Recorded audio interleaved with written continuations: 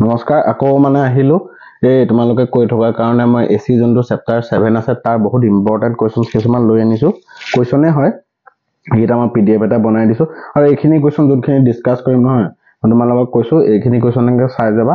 এইখিনি কোৱেশ্চনৰ ভিতৰতে আহিব কোৱেশ্চন যোনখিনি সিলেক্টেড কৈছো তাৰ বাহিৰৰ পৰা কোৱেশ্চন নাহি যেনেকৈ কৈছো তেনেকৈ তোমালোকে এবাৰ প্ৰেক্টিস কৰি চাবা কোৱেশ্চনখিনি পিডিএফ টো তোমালোকৰ ডেসক্ৰিপচনত না টেলিগ্ৰামতে দি দিম সবে পাব জয়েন হলে বা টেলিগ্ৰামটো ঠিক আছে পিডিএফ টো এবাৰ কৰি চাবা মই কোৱেশ্চনছ খিনি আনসাৰ বিলাক ডিসকাস কৰি দিম আজি তো চাবা মই দেৰি নকৰি পেলাই আৰম্ভ কৰিছো যে প্ৰথম যোনটো তোমাৰ কোৱেশ্চন মই দিছো হেতু হৈছে এসি আৰু ডিসি প্ৰবাহৰ মাজৰ পাৰ্থক্য সো এসি আৰু ডিসি মাজৰ পাৰ্থক্যটো কি হয় এটো তোমালোকে জানা এসি আৰু ডিসি মাজৰ পাৰ্থক্যটো কি যে ডিসি কাৰেন্টৰ ডাইৰেকশন চেঞ্জ নহয় নো চেঞ্জ অফ কি ডাইৰেকশন দিশৰ পৰিৱৰ্তন নহয় কিন্তু এসি কি হ'ব ডাইৰেকশন চেঞ্জ হয় ঠিক আছে এসি কাৰেন্টৰ ডাইৰেকশন এনেকে চেঞ্জ হৈ থাকে ডিসি কাৰেন্টৰ ডাইৰেকশন চেঞ্জ নহয় ইউনি ডাইৰেকশনাল তাৰ দিশ পৰিৱৰ্তন নহয় ডিসি প্ৰবাহৰ মান হলনি হ'ব পাৰে এসি প্ৰবাহৰ মান হলনি হ'ব পাৰে কিন্তু দিশৰ কথা যদি আমি কবলৈ যাও ডিসি প্ৰবাহৰ কোনো ধৰণৰ দিশ হলনি নহয় কিন্তু এসিৰ ডাইৰেকশন বা দিশ চেঞ্জ হয় ঠিক আছে ফাৰ্স্ট কোৱেশ্চনটো হৈছে এটো তাৰপিছত তোমাক খুদিছে যে এসি প্ৰবাহৰ ডিসি প্ৰবাহৰ তুলনাত এসি প্ৰবাহৰ কি এডভান্টেজ আছে মানে এডভান্টেজ মানে বুজি পাইছানে সুবিধাসমূহ কি প্ৰথম সুবিধাটো হৈছে তোমাৰ এসি প্ৰবাহক আমি বহুত দূৰলৈ পঠিয়াব পাৰো কেনেকৈ পঠিয়াব পাৰো ট্ৰান্সফৰ্মাৰৰ জৰিয়তে ঠিক আছে তুমি এটো চাবা কোৱেশ্চনটো দিয়া আছে advantage of AC over DC so DC প্ৰবাহৰ তুলনাত এসি প্ৰবাহৰ তোমাৰ কি হ'ব এডভান্টেজ কি হয় তাক বহুত দূৰলৈ পঠিয়াব পাৰি ঠিক আছে ট্ৰান্সফৰ্মাৰৰ জৰিয়তে আৰু ডিসি প্ৰবাহৰ তুলনাত তোমাৰ কি হ'ব এসি প্ৰবাহৰ কষ্টটো কম হয় ঠিক আছে কষ্টটো কম হয় বা এনাৰ্জি লছটো বহুত কম হয় ঠিক আছে যেতিয়া তোমাৰ এই আমাৰ আমেৰিকাৰ যোনটো এটা কোম্পানী আছিল টমাছ আলভা এডিসনৰ নাম শুনিছা তেওঁৰ কোম্পানী এটা আছিল সেই কোম্পানীটোৰ নাম আছিল এডিসন এণ্ড সন্স বুলি তো সেই কোম্পানীটোত মানে কি হয় ডিসি কাৰেন্টৰ ওপৰত বহুত ডিসি কাৰেন্টৰ আপগ্ৰেডেশনৰ ওপৰত বহুত কাম কৰিছিল টমাছ আলভা এডিসনে কিন্তু প্ৰবলেমটো তেওঁৰ হেতুতে হল যে তেওঁ ডিসি কাৰেন্টক বহুত দূৰলৈ পঠিয়াব পৰা নাযায় মানে সাধাৰণ মানুহে সেই প্ৰবাহটোৰ সুবিধাবিলাক ল'ব নোৱাৰে আৰু লগতে অলপ হেৰিও হয় তোমাক মানে কি হয় বহুত এনাৰ্জিও খৰচ হয় বহুত দূৰলৈ পঠিয়াব নোৱাৰিছো সেই কাৰণে হেতু এটা ডাঙৰ ড্ৰবেক আছিল যোনটো ড্ৰবেক এসি প্ৰবাহৰ দ্বাৰা সেই ড্ৰবেকটো নাইকিয়া কৰিব পৰা যায় তাক মানে বহুত দূৰলৈ পঠিয়াব পৰা যায় এসি প্ৰবাহক আৰু তোমালোকে জানা এসি প্ৰবাহৰ জনক কোন তোমাক এটো ইয়াতে মই কোৱেশ্চন এটা দিছো হু is cold da father of AC current এটা তোমাৰ কোন আহিব নিকোলা টেসলা তোমাৰ এডিসনৰ আন্ডাৰতে কাম কৰিছিল আৰু এডিসনৰ আন্ডাৰ কোম্পানীটোত কাম কৰি থাকোতে তেওঁ এই এসি কাৰেন্টৰ তেওঁ উদ্ভাৱন কৰিছিল ঠিক আছে তো কি এডভান্টেজ কলো তাক দূৰলৈ আজিকালি প্ৰায় সাৰ্কিটছ বিলাকত কি হয় এসি কাৰেন্টে কাম কৰে এসি কাৰেন্টৰ দ্বাৰা লাইটৰ বাল্বৰ পৰা ধৰি যিমানখিনি প্ৰায় আমি সহজলভ্য বা যিকোনো সাধাৰণতে আমি যোনবিলাক ইনস্ট্ৰুমেন্ট ব্যৱহাৰ কৰি থাকো তো সেই ইনস্ট্ৰুমেন্ট বিলাক প্ৰায় এসি কাৰেন্টতে কাম কৰে আৰু তাক সহজে ব্যৱহাৰ কৰিব পৰা যায় মই কলোৱে যোনকিটা এডভান্টেজ গিটা কেতিয়াবা ডিসএডভান্টেজও হ'ব পাৰে ডিসএডভান্টেজ মানে কি হয় ধৰি লোৱা তোমালোকৰ দেখিছা না ট্ৰান্সফৰ্মাৰ বিলাকত ডেঞ্জাৰ বুলি এনেকৈ লিখা থাকে ন ডেঞ্জাৰ তো 20000 ভোল্ট এনেকৈ কিবা কিবি লিখা থাকে না হাই ৰিস্ক হয়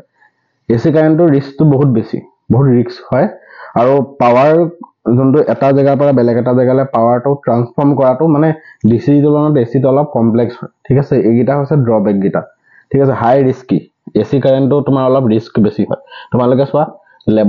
ল্যাবৰেটৰী যেতিয়া অহমছ ল পৰীক্ষা বিলাক কৰা মিটাৰ বেস এক্সপেৰিমেন্ট বিলাক কৰা কাৰেন্টৰ প্ৰেক্টিকেল বিলাক কৰোতে তোমালোকে কি সিম্পল সৰু ভোল্টেজ বেটাৰী বিলাক ইউজ কৰা না 12 ভোল্ট ঠিক আছে 12 ভোল্ট 9 ভোল্ট এনেকুৱা ধৰণৰ বেটাৰী ইউজ কৰা তো হেবিলাক আমাৰ মানে কি হয় হেবিলাক ইমান ৰিস্কি নহয় হাৰ্মফুল নহয় কিন্তু চোৱা 20000 ভোল্টেজ এসি ভোল্টেজ 20000 ভোল্টেজ এটোটো আমাৰ বডিৰ কাৰণে বহুত হাই ৰিস্কি ইবিলাকে দেখিছা না ট্ৰান্সফৰ্মাৰত কিছুমান লাগি পেলাই এনেকৈ জ্বলি যোৱা ঠিক আছে হেতু বহুত ৰিস্ক হয় এসি কাৰেন্টটো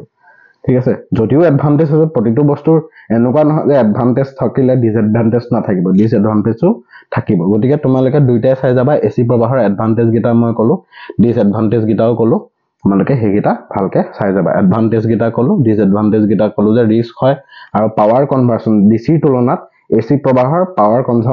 কনভাৰ্সনটো অলপ কমপ্লেক্স হয় ঠিক আছে মই প্ৰথম কোৱেশ্চনটো হেতুৱে দিলো যে কি কলো প্ৰথম কোৱেশ্চনটো মই আকৌ কোৱেশ্চনটো এবাৰ পঢ়ি দিছো যে distinguish between DC current and AC current কলো ডাইৰেকচনৰ কথা লৈ পেলাই কবা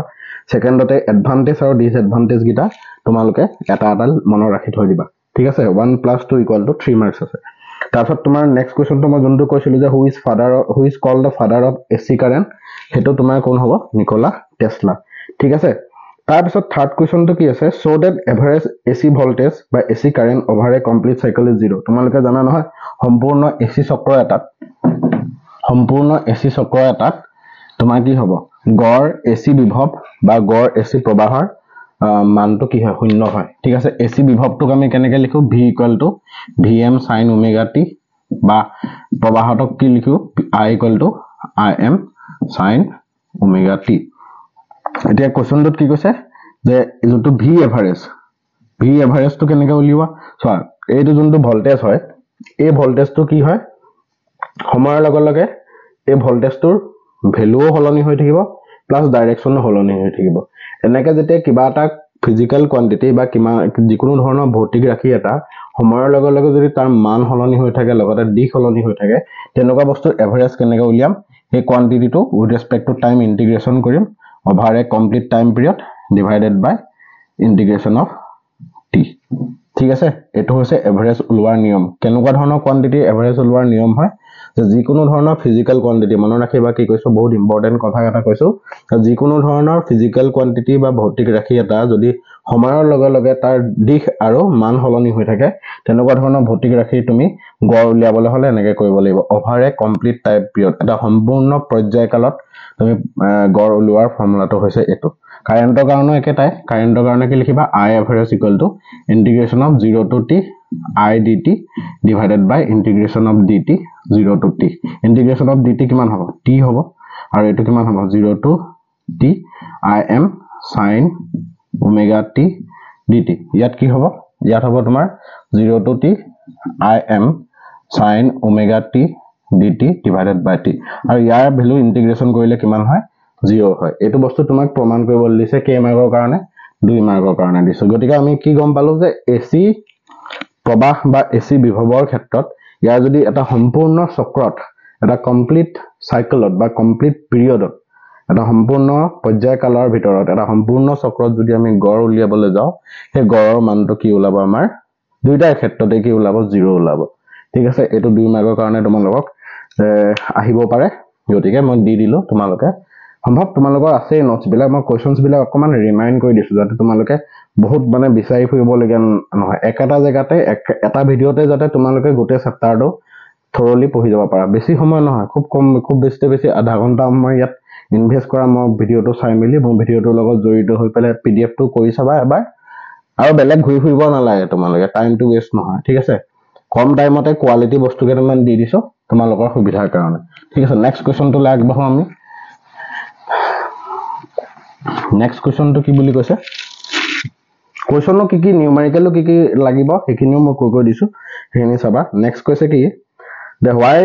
why does rms মানে কি আছিল root mean square value of ac voltage or ac current is needed find an expression for rms ac voltage or rms ac current মানে কি বুলি কোৱা হৈছে rms যোনটোক আমি কও rms মানে কি হয় root mean square value গড় বৰ্গমূলৰ মান তো আমাক কি হয় কাৰণে rms ভ্যালু দৰকাৰ হল তেতিয়া এনসাৰটো কি হ'ব because I average বা v average equal to কি হয় 0 over a complete cycle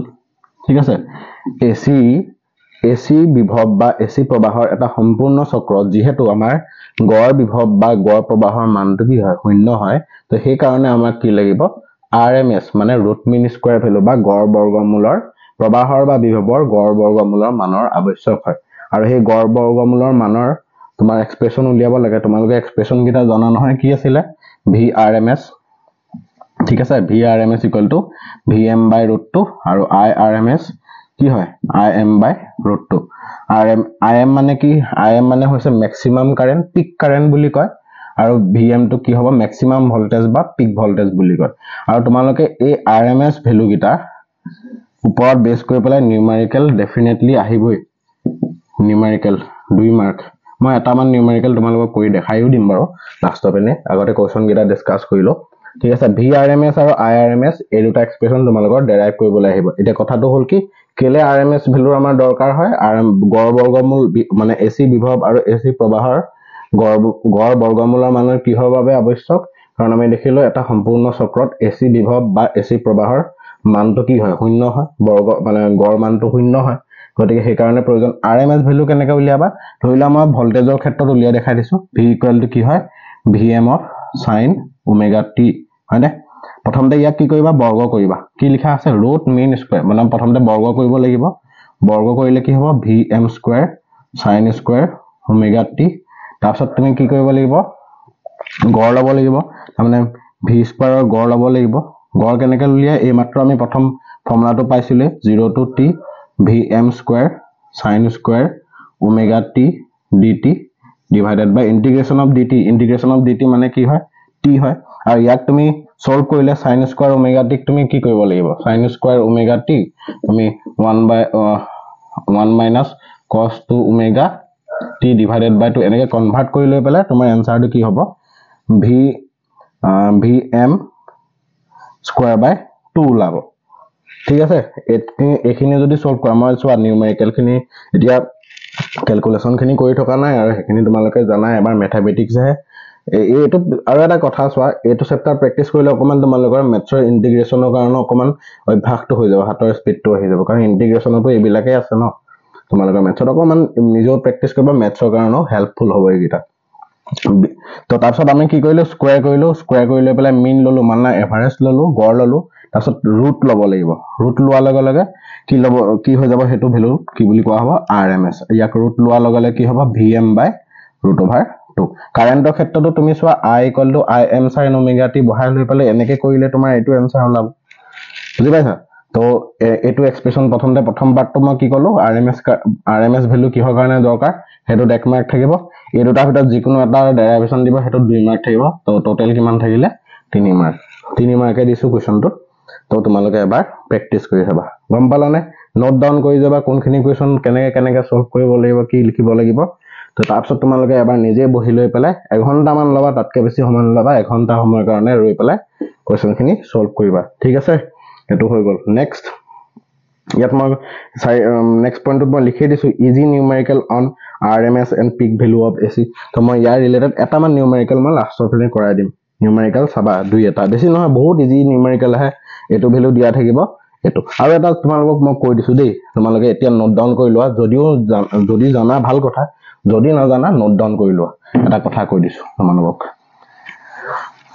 যদি তোমালোকক এনে কয় যে an AC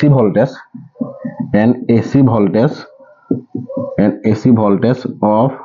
EMF 220 volt বা 220 volt নকয় 200 কলে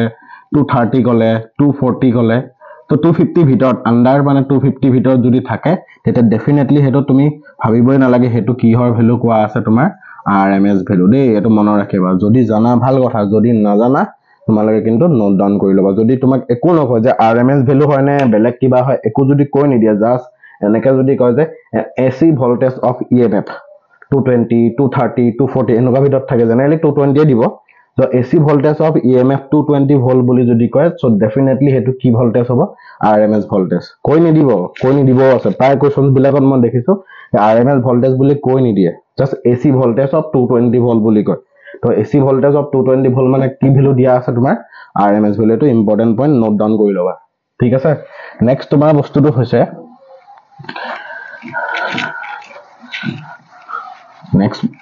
next question to তোমালোকৰ কি দিয়া আছে next question to দিয়া আছে যে what is phasor ঠিক আছে what is phasor draw the phasor and wave diagram showing the variation of phase of AC voltage and AC current for an AC circuit containing resistor only তাৰ মানে প্ৰথমতে সুধিছে যে phasor মানে কি what is phasor মানে কি সুধিছে যে আমি কি দেখিলো যে AC জনটো voltage V = Vm sin omega t আৰু কাৰেন্টৰ ভ্যালু কিমান হয় current expression Im sin omega t যেহেতু এচি বিভৱ আৰু এচি প্ৰবাহ দুয়োটাই কি হয় সময়ৰ লগে লগে ইহঁতৰ দিশ সলনি কৰি থাকে গতিকে সিহঁতৰ দশাৰ ৰিলেচনটো দেখাবৰ কাৰণে আমি কিছুমান ভেক্টৰ ডায়াগ্ৰাম ইউজ কৰো ঠিক আছে vector diagram to show phase relation between AC voltage and AC current AC বিভৱ আৰু AC প্ৰবাহৰ মাজৰ যোনটো দশাটো দেখুৱাবৰ বাবে দশাটো প্ৰকাশ কৰিবৰ বাবে যোনটো ভেক্টৰ চিত্ৰ আমি অংকন কৰিম সেই ভেক্টৰ চিত্ৰটোক কি বুলি কোৱা হয় ফেজৰ ডায়াগ্ৰাম মই অসমীয়াত আকৌ এবাৰ কৈ দিছো তোমালোকে ডেপ্ৰাইট নহবা যে মই অসমীয়াত বস্তু লিখা নাই অসমীয়াত কৈ গৈছো তোমালোকে ভালহে অসমীয়াত কৰিবলৈ মই তোমালোকে নোট ডাউন কৰি ল'বলৈ যে অসমীয়াত মই কি বুলি ক'ম যে ফেজৰ মানে হৈছে যে এচি প্ৰবাহ বা এচি বিভৱ যেহেতু সময়ৰ লগে লগে দিশৰ পৰিৱৰ্তন হৈ থাকে গতিকে এচি প্ৰবাহ আৰু এচি বিভৱৰ মাজৰ দশাৰ সম্বন্ধবোৰ দেখুৱাবৰ বাবে যোনটো ভেক্টৰ চিত্ৰ সেই ভেক্টৰ চিত্ৰটোকে কি বুলি কোৱা হয় আমাৰ ফেজৰ বুলি কোৱা হয় ঠিক আছে ক্লিয়াৰ হল এতিয়া আমাক কৈছে কি যে যদি এচি বৰ্তনী এটাত কি থাকে কেৱল ৰোধ এটা কানেকচন হৈ থাকে অকল ৰোধ এটা যদি সংযোগ হৈ থাকে তেতিয়া হলে আমাৰ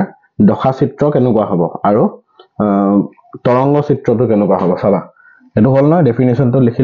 লবা পাৰা আচ্ছা নেক্সট চাবা মই যোনটো কথা কলো সেই কোৱেশ্চনটো কেনেকৈ আমি ফেজ কেনেকৈ আঁকিম চাবা তো এচি বৰ্তনী এটা আছে যে এচি বৰ্তনী এটা আছে এচি বিভৱ তেনেকৈ আমি দেখাও এচি বৰ্তনীটোৰ লগত কোন কানেকচন হৈ আছে তোমাৰ ৰোধ এটা সংযোগ হৈ আছে তো এচি ধৰি লোৱা বিভৱটো আমাৰ কি হ'ব v = vm sin omega t তো এটো ৰোধ ঠিক আছে তো ইয়াৰ মাজতে যোনটো প্ৰবাহ যায় আৰু আমি ইয়াৰ পৰা ক্যালকুলেশন কৰিলে কি গম পাম কাৰ্চফৰ সূত্ৰ প্ৰয়োগ কৰিব পাৰা বা তোমালোকৰ ওচৰত আছে মই ডিটেইলছত কৰি নাযাও যে ইয়াত যোনটো বিভৱ দিয়া আছে এই ইয়াৰ মাজৰ চালিত যোনটো প্ৰবাহ হ'ব সেই প্ৰবাহৰ এক্সপ্ৰেছনটো আমাৰ ক্যালকুলেট কৰিলে এটো ওলাবগে I = Im sin omega t মানে ভোল্টেজৰ যোনটো এক্সপ্ৰেছন আমি দিছো কাৰেন্টৰ এক্সপ্ৰেছনটো সেম ইহতৰ দশা পাৰ্থক্য কিমান চোৱা সাইনৰ পিছত যি টাৰ্মটো লিখা থাকে হেতুকে কি বুলি কোৱা হয় ম্যাথমেটিক্যালি ফেজ বুলি কোৱা হয় বা দশা বুলি কোৱা হয় গতিকে দুইটাৰে দশাটো সেম গতিকে দশা পাৰ্থক্য ফেজ ডিফাৰেন্স কিমান হ'ব 0 হ'ব দশা পাৰ্থক্যটো কিমান হ'ব 0 হ'ব তাৰ মানে মিনিংটো কি হয় যে এচি প্ৰবাহ আৰু এচি বিভৱৰ দিশ একেটাই হয় একে ধৰণে যাব মানে যোনটো জায়গাত এচি বিভৱৰ মান সৰ্বোচ্চ হয় সেই একেটা জায়গাতে এচি প্ৰবাহৰ মানো কি হ'ব সৰ্বোচ্চই হ'ব যত এচি বিভৱৰ মান শূন্য হয় বা মিনিমাম হয় হেতু জায়গাত এচি প্ৰবাহৰ মানো মিনিমাম হ'ব তেতিয়া হলে ফেজৰ ডায়াগ্ৰামটো চাবা ফেজৰ ডায়াগ্ৰামটো হৈছে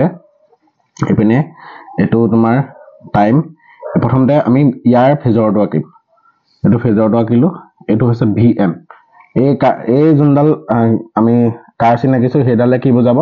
বিভৱ বা প্ৰবাহৰ সৰ্বোচ্চ মানটো বুজায় এটা বিভৱে কিমান কোন উৎপন্ন কৰিছে টাইমৰ লগত ওমেগা টি প্ৰবাহে কিমান কৰিছে প্ৰবাহও ওমেগা টি কৰিছে কিন্তু প্ৰবাহৰ যোনটো লাইনডালৰ কাৰডালৰ যোনটো দৈৰ্ঘ্য সেই কাৰডালৰ দৈৰ্ঘ্য অকমান ইয়াতকে কম হ'ব কিয় কম হ'ব মই কৈ আছো আৰু প্ৰবাহে কিমান এংগল ফৰ্ম কৰিছে ওমেগা টি কিয় কম হ'ব কাৰণ im ৰ ভ্যালু কি হয় im = vm/r হয়নে তাৰ মানে vm ক r ৰে ডিভাইড কৰিলেহে আমি কি পাম im পাম গতিকে im ৰ মান ডেফিনেটলি vm তকৈ কি হ'ব কম হ'ব সেই কাৰণে ইয়াৰ লাইনডালৰ দৈৰ্ঘ্যটো আমাৰ কি হৈছে কম হৈছে বুজি পাইছা তো এপেনে ইয়াৰ পৰা যদি আমি এটা লম্ব আকো এডালে বুজাব কি I = Im sin omega t আৰু এই লম্বডাল আকিলে এটো কি হ'ব v = vm sin of omega t বুজি পাইছা তো এটো হৈছে ফেজৰ ডায়াগ্ৰাম এটো কোনটো বুলি কম আমি ফেজৰ ডায়াগ্ৰাম ফেজৰ চিত্ৰ বা ফেজৰ ডায়াগ্ৰাম বুলি কম যদিহে এটা এচি বৰ্তনী এটাত কি কানেকচন হৈ থাকে ৰোধক এটা বা ৰোধ এটা যদি অকল ৰোধ এটা যদি কানেকচন হৈ থাকে তেতিয়া হলে সেই তাত যোনটো এচি বিভৱ আৰু প্ৰবাহ থাকিব ইহতৰ ফেজৰ চিত্ৰটো হ'ব এনেকুৱা যেহেতু এচি বিভৱ আৰু এচি প্ৰবাহৰ দশাৰ কোনো ধৰণৰ পৰিৱৰ্তন নহয় গতিকে দশা পাৰ্থক্যটো কি হ'ব একে হ'ব গতিকে আমাৰ ফেজৰটো একেটা হ'ব খালি im ইয়াৰ দৈৰ্ঘ্যটো অকমান vm ৰ তুলনাত সৰু হ'ব কাৰণটো তোমালোকৰ মুখৰ আগত ইয়াত আছে ঠিক আছে এটো হৈছে ফেজৰ ডায়াগ্ৰাম আৰু ৱেভ ডায়াগ্ৰামটো কেনেকুৱা সো যেহেতু সাইনৰ পৰা সাইন হয় মানে গতিকে আমাৰ বিভৱৰ গ্ৰাফটো এনেকুৱা হ'ব ঠিক আছে এটো কিহৰ গ্ৰাফ হয় এটো হৈছে v = vm sin omega t এপিনে v থাকিব এপিনে v আৰু i মাজত গ্ৰাফ আৰু এপিনে omega t গ্ৰাফ ঠিক আছে বিভৱৰ এই যিহেতু দুইটা ইকুৱেশ্যন একে হোৱাৰ কাৰণে তাৰমানে মিনিংটো কি য'ত য'ত বিভৱৰ মান মেক্সিমাম মিনিমাম হ'ব সেই একে জেগাতে প্ৰবাহৰ মানো মেক্সিমাম মিনিমাম হ'ব গতিকে প্ৰবাহৰ কাৰণে এইটো হ'ব খালি অকমান চাবা অকমান বস্তুটো এনেকৈ আঁকিছো ডটেড ডালে বুজাইছে প্ৰবাহৰ ৱেভ ডায়াগ্ৰাম চোৱা অকমান বিভৱতকৈ কম হয়নে ইয়াৰ পিকটো কাৰণটো এইটোৱে তো এই ডটেড ডালে কি বুজাইছে I equal to Im sin of কি ওমেগা টি এইটো কি হয় ৱেভ ডায়াগ্ৰাম ঠিক আছে পিক গিটা চোৱা পিক য'ত য'ত বিভৱ মিনিমাম হৈছে তাতো প্ৰবাহ মিনিমাম হৈছে য'ত বিভৱ মেক্সিমাম হৈছে তাতো প্ৰবাহ মেক্সিমাম য'ত বিভৱ মিনিমাম তাত প্ৰবাহ মিনিমাম কিন্তু এই যোনটো মেক্সিমামৰ ভ্যালু Vm তকে Im টো অলপ সৰু কাৰণে আমাৰ পিকটো বেছি ওপৰলৈ নুঠে অকমান কম ওপৰলৈ উঠিব গ্ৰাফটো এনেকুৱা ঠিক আছে সম্ভৱ তোমালোকে বুজি পালা মই ডিটেইলছত কৈ যোৱা নাই বস্তুটো কেনেকৈ আঁকিব লাগে দেখাই দিছো সলভ কৰিলে তুমি ইয়াৰ Vm ভোল্টেজৰ ইকুৱেশ্যনটো যদি এটো ধৰা সলভ কৰিলে কাৰেন্টৰ ইকুৱেশ্যন এটোৱে পাবা আমি জানো যে যেতিয়া এটা বৰ্তনী থাকিব এসি বৰ্তনীত কেৱল যদি ৰোধ এটা সংযোগ হৈ থাকে তেতিয়া প্ৰবাহ এসি প্ৰবাহ আৰু এসি বিভৱৰ মাজত কোনো ধৰণৰ কি নাথাকে দশা পাৰ্থক্য নাথাকে দশা পাৰ্থক্য শূন্য হয় সো সেইবাবে ফেজৰ আৰু ৱেভ ডায়াগ্ৰাম গিটা এনেকুৱা হ'ব তোমালোকে আঁকি ল'ব পাৰা ঠিক আছে তাৰপিছত নেক্সট কোৱেশ্চনটো কি কৈছো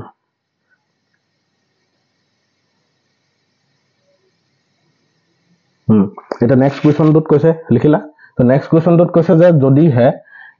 এসি বৰ্তনীটোত কোন কানেকচন হৈ থাকে যদি হে এসি বৰ্তনীটোত এসি বিভৱৰ লগত যদি এটা ইন্ডাক্টৰ মানে আবেশক এটা যদি সংযোগ হৈ থাকে এল বুলি কয় যোনটো যদি আবেশক এটা সংযোগ হৈ থাকে যেনেকৈ আৰ সংযোগ হৈ আছিল আবেশক এল এটা যদি সংযোগ হৈ থাকে তেতিয়া হলে এল এটা সংযোগ হৈ থাকিলে কি হ'ব তাত তোমাৰ ভোল্টেজ আৰু কাৰেন্টৰ মাজৰ ফেজ ডিফাৰেন্স π/2 আৰু প্ৰমাণ কৰিবলৈ কৈছে যে যেতিয়া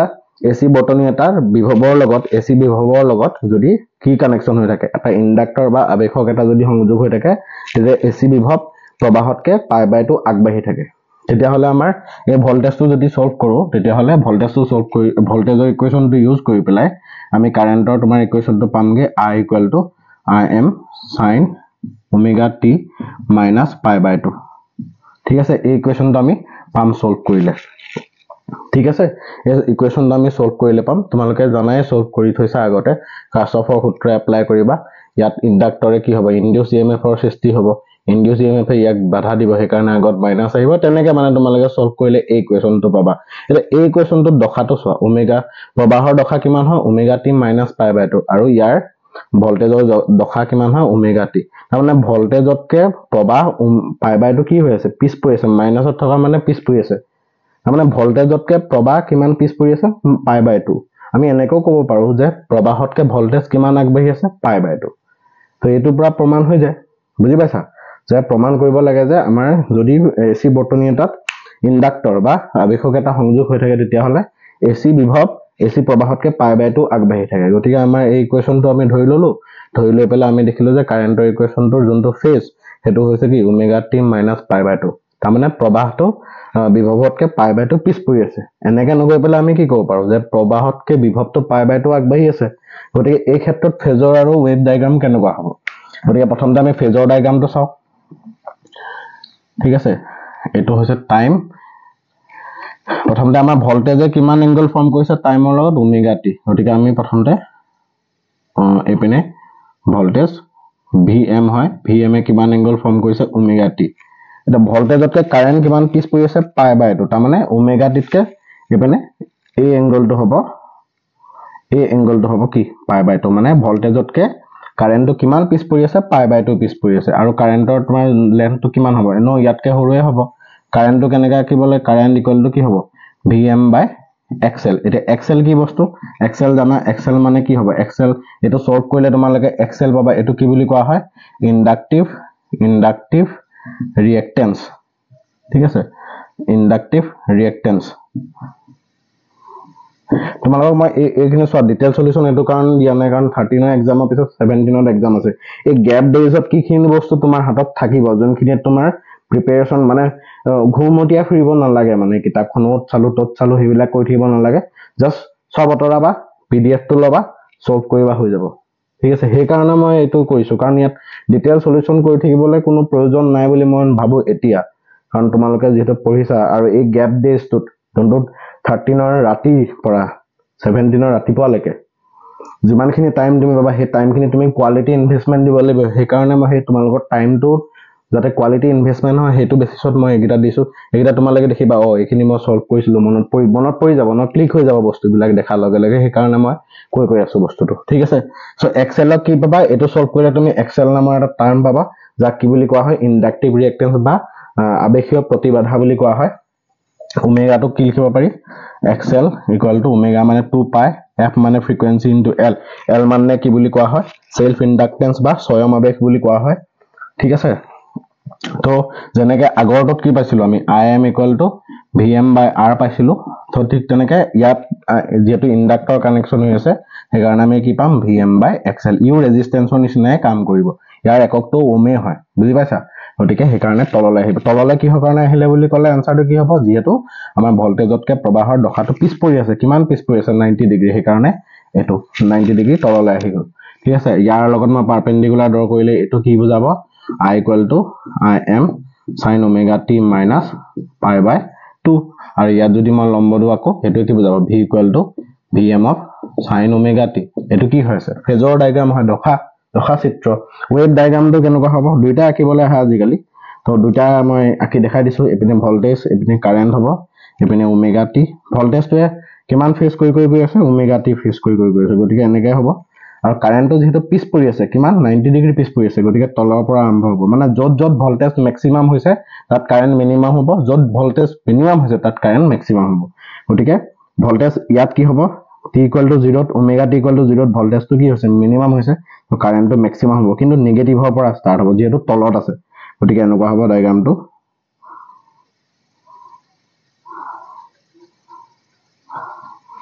ঠিক আছে এটো চোৱা ইয়াত ভল্টেজ মেক্সিমাম হৈছে কাৰেন্টটো মিনিমাম হৈছে ইয়াত ভল্টেজটো মিনিমাম হৈছে কাৰেন্টটো মেক্সিমাম হৈছে ইয়াত ভল্টেজটো মেক্সিমাম হৈছে কাৰেন্ট মিনিমাম হৈছে ভল্টেজ মিনিমাম হৈছে কাৰেন্ট মেক্সিমাম হৈছে তেনেকৈ গৈ আছে আৰু অকমান পিক গিটা মই ভল্টেজতকে কমৰ ৰাখিছো তোমালোকে লিখোতে সাৱধান মই যেনেকৈ আঁকিছো তেনেকৈ আঁকিবা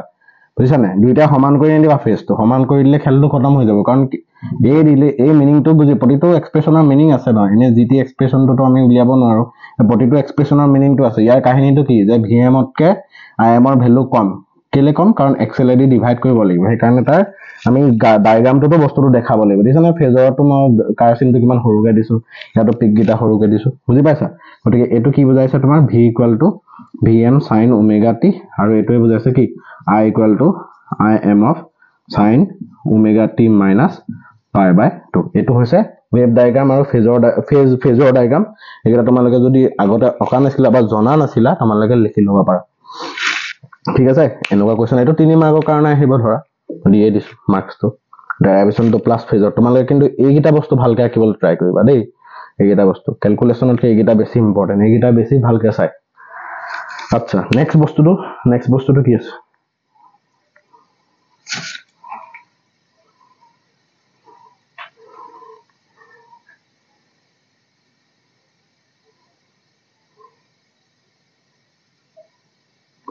যদি নেক্সট প্ৰশ্নটো হৈছে যে ইয়াত যেনেকৈ আকৌ ইণ্ডাক্টৰ আছিল এটা ইণ্ডাক্টৰৰ জায়গাত যদি আকিলা তোমালোকে তো ইণ্ডাক্টৰৰ জায়গাত যদি মই কি কৰো এটা কেপাসিটৰ এটা কানেকশন কৰো ধাৰক এটা সংযোগ কৰিলো ধাৰক এটা সংযোগ কৰাৰ লগে লগে তোমাৰ তেতিয়া কাৰেন্টৰ এক্সপ্ৰেছন আৰু কাৰেন্টৰ এক্সপ্ৰেছনটো কি হ'ব আৰু ফেজৰ গিটা কি হ'ব হেগিটা আমি উলিয়াব লাগে তো এটো 3 মাৰ্ক তিনটা ভিতৰত তিনটাই চাই যাবা ঠিক আছে যদি মই সি কানেকশন কৰো কেপাসিটৰ এটা যদি মই কানেকশন কৰো সি তেতিয়া হলে কেপাসিটৰটো কি হ'ব এটা ৰেজিস্ট্যান্স প্ৰভাইড কৰিব যাক কি বুলি কয় XC মানে কেপাসিটেটিভ ৰিয়েক্টেন্স কেপাসিটেটিভ ৰিয়েক্টেন্স ঠিক আছে আৰু ইয়াত প্ৰমাণ কৰিবলৈ কৈছে যে প্ৰবাহটো এতিয়া ভল্টেজতকে পাই বাই 2 আগবাঢ়ি থাকিব এটো আমি যদি সলভ কৰো তেতিয়া হলে কাৰেন্টৰ ইকুৱেশনটো কি ওলাব I equal to IM sin omega t plus কি হ'ব পাই বাই 2 ওলাব ঠিক আছে তো এতিয়া আমি কি বুলি কম তেতিয়া হলে যে প্ৰবাহৰ AC বিভৱতকৈ AC প্ৰবাহৰ দশা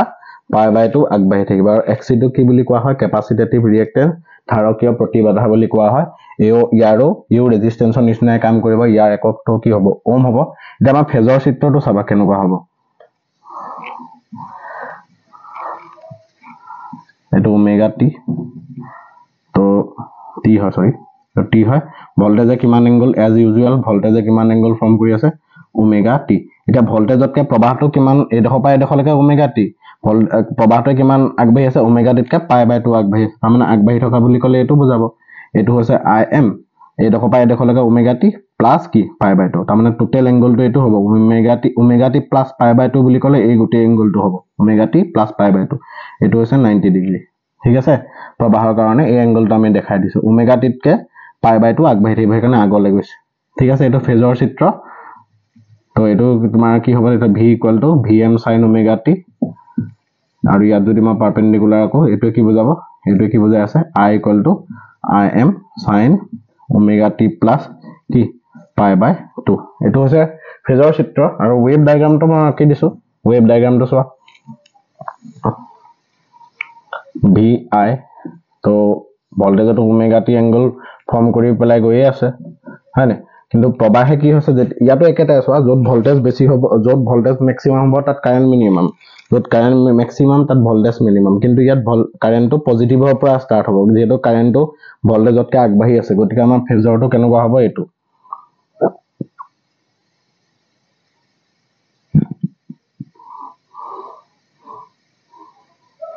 দেখিছানে এই পজিটিভৰ পৰা ষ্টাৰ্ট হৈছে যত ভল্টেজ মিনিমাম হয় তাত কাৰেন্টটো ম্যাক্সিমাম যত ভল্টেজ ম্যাক্সিমাম তাত কাৰেন্ট মিনিমাম যত ভল্টেজ মিনিমাম তাত কাৰেন্ট ম্যাক্সিমাম তেনেকৈ গৈ থাকিব তো এইটোৱে তোমাৰ আৰু পিক গিটা গম পাইছে Im ৰ ভ্যালু কেনেকৈ পাম এইটো ক্ষেত্ৰত Vm/কি xc ডিভাইড কৰিব লাগিব সেইকাৰণে পিক গিটা সৰু হ'ব গতিকে আমাৰ ইকুৱেশ্যনটো হ'বগে V = Vm sin omega t আৰু এই কাৰেন্টৰ ইকুৱেশ্যনটো হ'ব I = Im sin omega t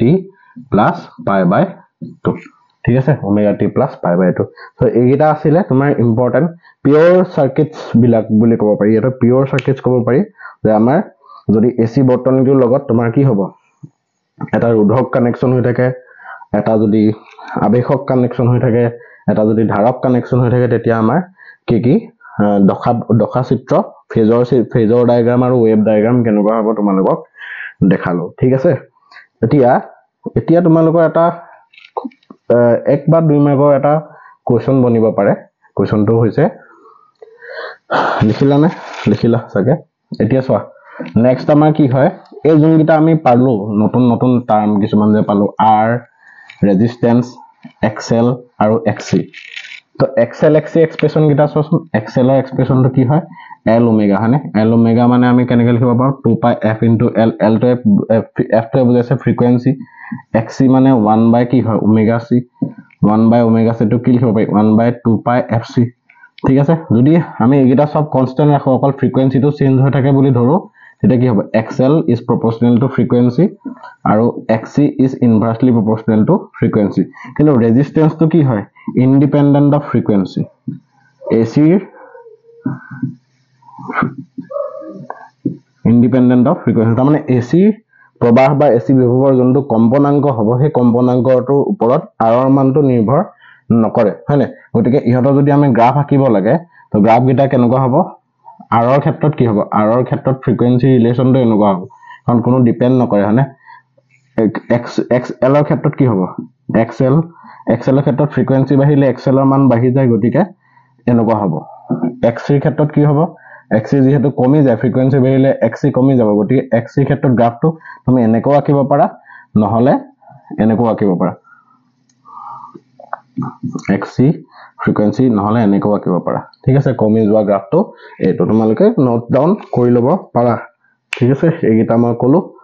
আৰু নেক্সট কোৱেশ্চন চাবা কুইকলি গৈ আছো আমি বস্তুবিলাক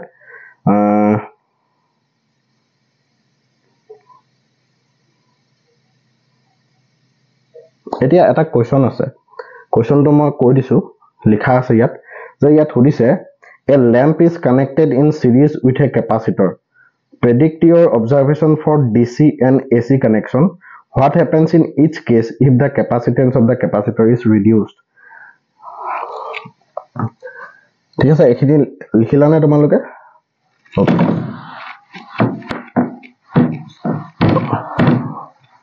এতিয়া ইয়াত কি কৈছে কোৱেশ্চনটোত এটা ল্যাম্প আছে ঠিক আছে মই ল্যাম্প এটা ধৰি লৈছো এটা ল্যাম্প এটা আছে এই ল্যাম্পটোৰ লগত মানে বাল্ব ধৰি লো তাৰ লগত এটা ক্যাপাচিটৰ কানেকশন হৈ আছে তো তাত এবাৰ মই ডিসি সোৰ্স ব্যৱহাৰ কৰিলো আৰু তাত মই বেলেগকৈ আকৌ এটা আঁকি দেখাই দিছোঁ এইটো লাইটৰ বাল্ব ধৰি লোৱা তাৰ লগত মই কেপাচিটৰ এটা কানেকশ্যন কৰিছোঁ তাৰ লগত এচি চ'ৰ্চ এটা আছে চি এইটো ডিচি চ'ৰ্চ এইটো এচি চ'ৰ্চ আৰু এইটো হৈছে ডিচি চ'ৰ্চ তোমাক সুধিছে যে এই ক্ষেত্ৰত যোনটো আমাৰ বাল্বটো এই যে লেম্পটো যে আছে লেম্পটো গ্লো যে হ'ব সেইকেইটা লেম্পটো যে জ্বলিব কিমান ব্ৰাইট হ'ব কিমান ব্ৰাইট নহয় ডিম হ'ব এইকেইটা কথা আমি ডিছকাছ কৰিব লাগিব এতিয়া এটা কথা চোৱা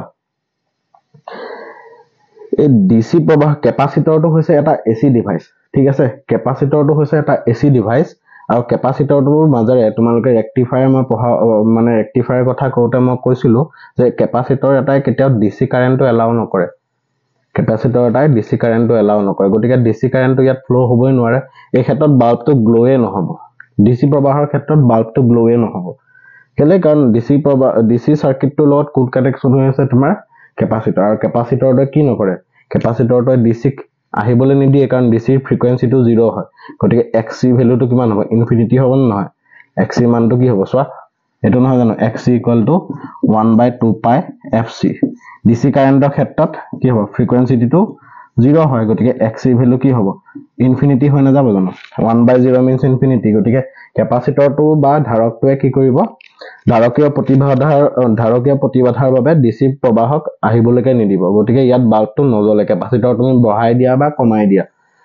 ইয়াৰ ক্ষেত্ৰত কি হ'ব যে ইয়াত বাল্বটো জ্বলিব ঠিক আছে বাল্বটো জ্বলিব যদি মই কি কৈছো ইয়াত কোৱেশ্চনটো যদি চি ভেলু কমাই দিওঁ ইয়াত এক্সপ্ৰেছনটো চোৱা এক্সি ইকুৱেল টু 1/2 পাই এফচি যদি চি ভেলুটো কমাই দিওঁ তেতিয়া কি হ'ব এক্সি ভেলু বাঢ়িব এক্সি ভেলু বঢ়াৰ লগে লগে কেপাচিটৰটোৱে এচিক বাধা দিব হয়নে এচি প্ৰবাহক বাধা দিব বা এচি বিভৱক বাধা দিব গতিকে সেকেন্ড কেছটোত বাল্বটো কমকে গ্লো হ'ব প্ৰথম ক্ষেত্ৰত বাল্বটো বেছিকে গ্লো হ'ব যে আমি এই দুটা কেছ যদি কম্পেয়াৰ কৰো তেতিয়া আমি কি বুলি ক'ব লাগিব যে ডিসি প্ৰবাহটো ইয়াৰ মাজেদি ফ্ল'ই হ'ব নোৱাৰে ডিসি যদি আমি ডিসি উৎস এটা ব্যৱহাৰ কৰো তেতিয়া বাল্বটো গ্লো নহয় কিন্তু যদিহে এচি উৎস ব্যৱহাৰ কৰো তেতিয়া বাল্বটো গ্লো হ'ব কিন্তু যদি আমি ধাৰকটো মানটো কমাই দিওঁ ধাৰকৰ মান কমাই দিয়াৰ লগে লগে এক্সি মান বাঢ়ি যাব এক্সি মান বাঢ়ি যোৱাৰ লগে লগে কি হ'ব তাৰ মানে মিনিংটো কি যে কেপাচিটৰটোৱে বা ধাৰকটোৱে এচি বিভৱটোক বেছিকে বাধা দিছে বেছিকে বাধা দিলে মানে কি হয় প্ৰবাহটো চলিবলৈ অলপ কমকে চলিব সেইকাৰণে বাল্বটো চি মান কমাই দিলে বাল্বটো কমকে জ্বলিব কমকে গ্লো হ'ব বুজি পালানে চি মান বঢ়াই দিলে বাল্বটো বেছিকে গ্লো হ'ব চি মান কমাই দিলে বাল্বটো কমকে গ্লো হ'ব হেতু কোৱেশ্চন মই দি দিছো এটো পাইছো সেইকাৰণে তোমালোকে মই কোৱেশ্চনটো দি দিছো মই কলো কেনেকৈ গম পালাই নহয় তো সেই কোৱেশ্চনটো তেনেকৈ আমি লিখিব লাগিব ঠিক আছে গুড তো হেতু কোৱেশ্চন মই কলো নেক্সট কোৱেশ্চনটো কি আছে নেক্সট কোৱেশ্চনটো মই তোমালোকৰ লগত ডিসকাস কৰিছো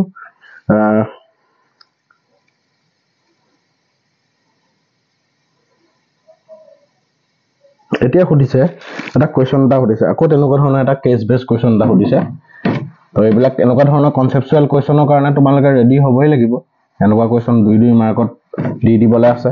গতিকে এখিনি কোৱেশ্চন তোমালোকে চাই যাব এটা সুধিছে কি কোৱেশ্চন তাত a light bulb and an open coil inductor are connected to an AC source মই কোৱেশ্চনটো বুজাই দিম বাৰু through a key the switch is closed and after some time an iron rod is inserted into the interior of the inductor the glow of bulb increase decrease and change as the iron rod is inserted ta mane kotha to hoise ki eta inductor eta ase coil boli koise mane coil boli kole ki koise inductor bujabo thik ase eta inductor eta ase tar logon moi AC source eta connection korisu switch to bondho kori disu mane close hoy ase circuit to close hoy thik ase তাৰ পিছত মই কি কৰিছো এটা ইন্ডাক্টৰ থকা লগে লগে কি থাকিব XL থাকিব 2 পাই F * L হয়নে এতিয়া যদি মই আইৰন ৰড এডাল ভৰাই দিও আইৰন ৰডটো কি হয় এটা ফেৰোমেগনেটিক সাবস্টেন্স লৌহ চুম্বকীয় পদাৰ্থ ফেৰোমেগনেটিক সাবস্টেন্সটো কি হয় তোমাক সুধিছে কি কোৱেশ্চনটো সুধিছে ইয়াত লাইটৰ বাল্ব এটাও কানেকশ্যন হৈ আছে বুলি কৈছে লাইটৰ বাল্ব এটা মানে কানেকশ্যন হৈ আছে বুলি কৈছে তো আমাৰ কি হ'ব এটা এসি উৎসৰ লগত ইন্ডাক্টৰ এটা কানেকশ্যন হৈ আছে আৰু ইন্ডাক্টৰটোৰ লগত এটা কি হৈ আছে লাইটৰ বাল্ব কানেকশ্যন হৈ আছে এতিয়া যদিহে মই ইন্ডাক্টৰটোৰ ভিতৰত কি বহাই দিওঁ এটা আইৰন ৰড এডাল বহাই দিওঁ তেতিয়া কি হ'ব আইৰন ৰডডাল যেহেতু এটা ফেৰোমেগনেটিক সাবষ্টেন্স হয় গতিকে ইয়াৰ ভিতৰত ম্যাগনেটিক ফিল্ডখনৰ ষ্ট্ৰেংথটো বাঢ়ি যাব ম্যাগনেটিক ফিল্ডখনৰ ষ্ট্ৰেংথ বাঢ়ি যোৱা মানে এলৰ মানটো বাঢ়ি যাব আইৰন ৰডটো ভৰোৱাৰ লগে লগে কি হৈ যাব এলৰ মানটো বাঢ়ি যাব কইলৰ ইন্ডাক্টেন্সটো বাঢ়ি যাব ঠিক আছে আবেশৰ গুণটো বাঢ়ি যাব ঠিক আছে স্বয়ং আবেশৰ পৰিমাণটো বাঢ়ি যাব এক্সেল বাঢ়ি যোৱাৰ লগে লগে এলৰ মান বাঢ়ি যোৱাৰ লগে লগে এক্সেল বাঢ়ি যাব এক্সেল বাঢ়ি যোৱাৰ লগে লগে এসি প্ৰবাহটোৰ বাধাটো বেছিকৈ পৰিব তেতিয়া বাল্বটো কমকৈ গ্লো হ'ব বুজি পাইছানে মই আকৌ এবাৰ কৈছো যে আমাৰ ওচৰত এসি বৰ্তনী এটা আছে এই এসি বৰ্তনীটোৰ লগত এটা বাল্ব আছে আৰু এটা কইল এটা আছে ঠিক আছে আবেশক এটা সংযোগ কৰা আছে কুণ্ডলী এটা আছে এতিয়া কুণ্ডলীটোৰ ভিতৰত মই কি কৰি দিলো এডাল আইৰন ৰড ভৰাই দিলো এতিয়া সুধিছে বাল্বটো আগৰ তুলনাত কমকৈ গ্লো হ'ব নে বেছিকৈ গ্লো হ'ব তেতিয়া এনসাৰটো কি হ'ব কমকৈ গ্লো হ'ব কেলে আইৰন ৰডডাল ভৰাই দিয়াৰ লগে লগে এই আবেশকটোৰ ভিতৰত ম্যাগনেটিক ফিল্ডখনৰ ষ্ট্ৰেংথটো বাঢ়ি যাব যাৰ লগে লগে এলৰ মান বৃদ্ধি হ'ব ইন্ডাক্টেন্স বাঢ়ি যাব এই যোনটো কইল আছে বা কুণ্ডলী আছে তাৰ সেলফ ইন্ডাক্টেন্স মানে এলৰ মান বাঢ়ি যাব এলৰ মান বাঢ়ি যোৱাৰ লগে লগে এক্সেলৰ মান বাঢ়ি যাব এক্সেলৰ মান বাঢ়ি যোৱাৰ লগে লগে এসি প্ৰবাহক বেছিকৈ বাধা দিব যাৰ কাৰণে বাল্বটো কমকৈ গ্লো হ'ব ঠিক আছে এইটো মই কোৱেশ্চন ডিসকাস কৰি দিলো এইটো কোৱেশ্চন ইয়াত পিডিএফ টো দিয়ে দিছো তোমালোকে কৰি লিখি লবা দেই মই ডিসকাস কৰিলো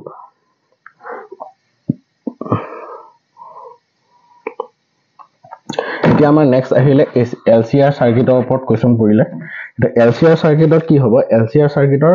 তিনটা কেস আছে তোমালোকে জানাই এলসিআৰ সাৰ্কিট ঠিক আছে এলসিআৰ সাৰ্কিট আৰ এল সি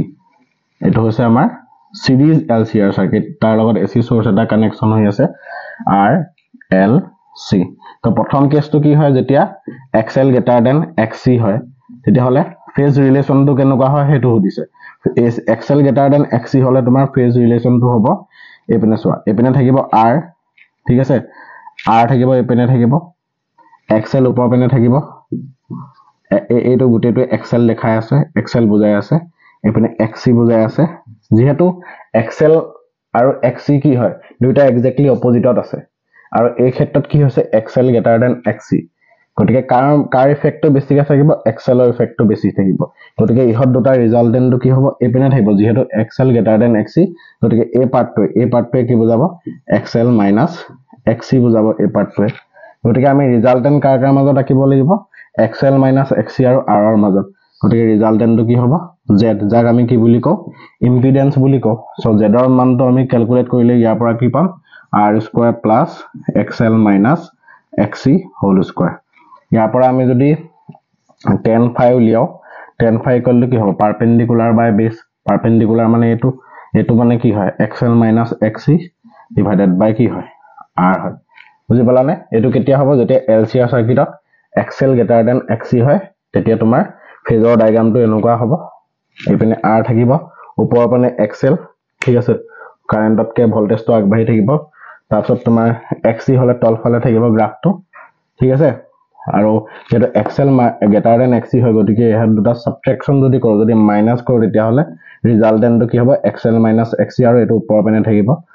আৰু এতিয়া আমি ৰিজাল্টেন্ট লব লাগিব কাৰ মাজত xl মাইনাস xc আৰু r ৰ লগত ৰিজাল্টেন্ট ললে আমি যোনটো পাম হেতুৱে হৈছে কি ইম্পিডেন্স যেটো কি বুলি কোৱা হয় ইম্পিডেন্সটো ৰিজাল্টেন্ট ৰেজিস্ট্যান্স বুলি ক'ব পাৰে impedance of series LCR circuit আৰু যোনটো ইম্পিডেন্সৰ আমি এক্সপ্ৰেছন পালো কি পালো under root r square plus xl minus xc whole square এটো কেতিয়া এই এক্সপ্ৰেছনটো কেতিয়া হ'ব যেতিয়া এই কন্ডিশনটো হয় ঠিক আছে ফাৰ্স্ট কেছটো সেকেন্ড কেছটো যদি হে উল্টা হয় মানে যদি xc গ্ৰেটাৰ দেন xl হয় ঠিক আছে এটো তোমালোকে লিখি লোৱা শৰ্টকে মই কৈ আছো বস্তুবিলাক যাতে তোমালোকে বস্তুবিলাক মানে এতিয়া কি শিকিবলটো কি হয় তোমালোকে অলৰেডি শিকি থোৱা আছে জানি থোৱা আছে যে কোৱেশ্চন বিলাক তোমালোকে কেনেকৈ ভাবিবা কেনেকুৱা ধৰণৰ কোৱেশ্চন আহিব তো হেখিনি আমি প্ৰিপাৰেচন হৈ লৈছো ঠিক আছে যদি এইটো কেছ নদৈ পেলাই যদি তোমাক এইটো কেছ কয় যে আমাৰ xl গ্ৰেটাৰ দেন xc নহয় এতিয়া জানিবা তোমাক কলে যে xc গ্ৰেটাৰ দেন xl যদি হয় যদি সেকেন্ড কেছটো কয় xc গ্ৰেটাৰ দেন xl তো তেতিয়া কি হ'ব চোৱা তেতিয়া আমি ফেজৰ ডায়াগ্ৰামটো যদি আঁকিবলৈ যাওঁ এপিনে সদায় r থাকিব এপিনে তোমাৰ xl থাকিব আৰু এপিনে xc এতিয়া কি হৈছে কোন ডাঙৰ কাৰ ইফেক্টটো বেছি হয় XC কেপাসিটেটিভ ৰিয়েক্টেন্সৰ এফেক্টটো বেছি গতিকে XC - XL কৰিলে ৰিজাল্টেন্টটো কি হ'ব এপিনে থাকিব তলফালে থাকিব যেহেতু XC ইফেক্টটো ডাঙৰ গতিকে কি হ'ব আমাৰ XC - XL এপিনে থাকিব এটা ফাইনালি আমি ৰিজাল্টেন্ট কাৰ উলিয়াব লাগিব XC - XL আৰু R ৰ মাজত সো এটো ৰিজাল্টেন্ট কি আহিলে Z আৰু Z ৰ ভ্যালু এটো ফেজ এংগল বুলি কোৱা হয় দখা কোণ তো ইয়াত Z ৰ ভ্যালু কিমান হ'ব Z √R² প্লাস কি হ'ব XC - XL হোল স্কয়ার আগৰটোত কি আছিল এটো কেতিয়া হ'ব XC > XL আগৰটোত কি আছিল আগৰটোত আছিল Z √R² প্লাস কি XL - XC হোল স্কয়ার এটো কেতিয়া হ'ব যেতিয়া XL > কি হয় XC হয় হয়নে আচ্ছা আৰু ঠিক তেনেকৈ ইয়াত ফেজ এংগল যদি উলিয়াও মই tan phi যদি লিখো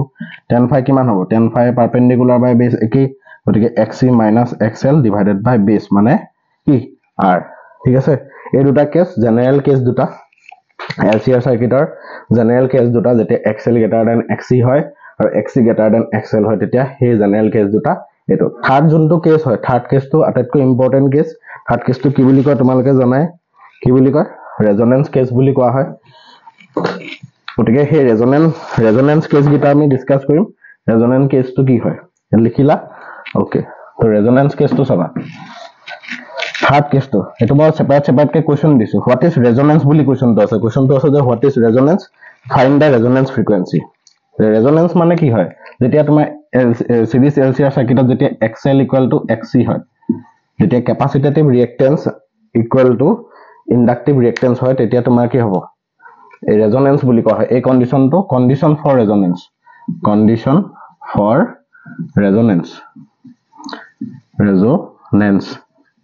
ৰেজোনেন্স হোৱাৰ শর্ত তো XL = XC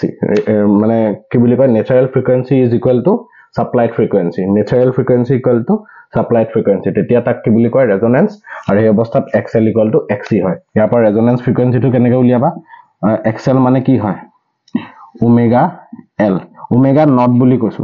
কাৰণ এনে জেনাৰেলি কি হয় XL মানে হৈছে ওমেগা L হয়নে আৰু ৰেজোনেন্স যেহেতু এটা স্পেশাল কন্ডিশন থাৰ্ড কন্ডিশনটো ৰেজোনেন্স যেহেতু এটা স্পেশাল কন্ডিশন তো সেই স্পেশাল কন্ডিশনৰ যোনটো ফ্ৰিকোয়েন্সি হ'ব আমি তাক স্পেশাল সিম্বল দি পেলাই ৰিপ্ৰেজেন্ট কৰিছো ওমেগা নট তো 1/XC মানে omega naught into C cross multiply কৰিলে omega naught square equal to 1/LC so omega naught কিমান হ'ব ওমেগা নট হ'ব √LC হয়নে 1/√LC সো ওমেগা নট মানে কি হ'ব 2π f নট এই ফ্রিকোয়েন্সি f নট তো কয় ৰেজোনেন্স ফ্রিকোয়েন্সি বুলি ঠিক আছে 1/√LC গতিকে f নট কিমান হ'ব f নট হ'ব 1/2π√LC এটো হৈছে এক্সপ্ৰেছন ফৰ ৰেজোনেন্স ফ্ৰিকোয়েন্সি আৰু ৰেজোনেন্স ফ্ৰিকোয়েন্সি তুমি এটো কি বুলি কোৱা হয় মই লিখি দিছো ৰেজোনেন্স ফ্ৰিকোয়েন্সি বুলি কোৱা হয় আৰু ইয়াৰ তোমাৰ নিউমেৰিকেল চাবাই নিউমেৰিকেল এটা হলো পাবাই তুমি বহুত ইজি নিউমেৰিকেল তোমাৰ L আৰু C ভ্যালু দিয়া থাকিব সিম্পল L ৰ ইউনিটটো কি হয় হেনৰি জানা নহয় ইন্ডাকটেন্সৰ ইউনিটটো হেনৰি C ইউনিটটো ফেৰাড এবিলাক আসলতে হেনৰিত দিয়া নাথাকে বা ফেৰাডত দিয়া নাথাকে হেনৰি তোমাৰ মিলি হেনৰিত দিয়া থাকিব আৰু C মাইক্ৰো ফেৰাড এনেকুৱা দিয়া থাকিব গতিকে L আৰু C দিয়া থাকিব তুমি এক্সপ্ৰেছনটো মনত ৰাখিবা এটো ভ্যালু বহাই দিলে তোমাৰ আনসাৰ ওলাই যাব হয় না বহুত সিম্পল এসে তুমি মান টান কোৱেশ্চন নিদিয়ে এটো সিধা কথা বহুত টান কোৱেশ্চন নিদিয়ে সিম্পল ভ্যালু গিটা দিয়া থাকিব তুমি বহাব লাগে হেতুৱে কাম আৰু পাই ভ্যালু তোমালোক মই এটা সাজেষ্ট কৰিম পাই ভ্যালুটো ভাঙি ক্যালকুলেশন কৰিবলৈ নাযাবা ঠিক আছে এটো টাইম ওয়েস্ট হ'ব পাইটো পাই হিচাপে ৰাখিবলৈ দিয়া যদি কেনেবাকে ক্যান্সেল যায় ক্যান্সেল কৰি দিবা আৰু কিন্তু পাই ভ্যালুটো পৰাপক্ষত ভাঙিবলৈ নাযাবা ঠিক আছে এটো দুই মাৰ্কৰ কাৰণে ডেৰাইভেশন হতে ৰেজোনেন্স ফ্ৰিকোয়েন্সি আৰু তাৰ নিউমেৰিকেলটো এটা বা দুটা নিউমেৰিকেল তোমালোকে অকমান সাইড হ'ব পাৰা ঠিক আছে তাৰপিছত নেক্সট কি হদিছে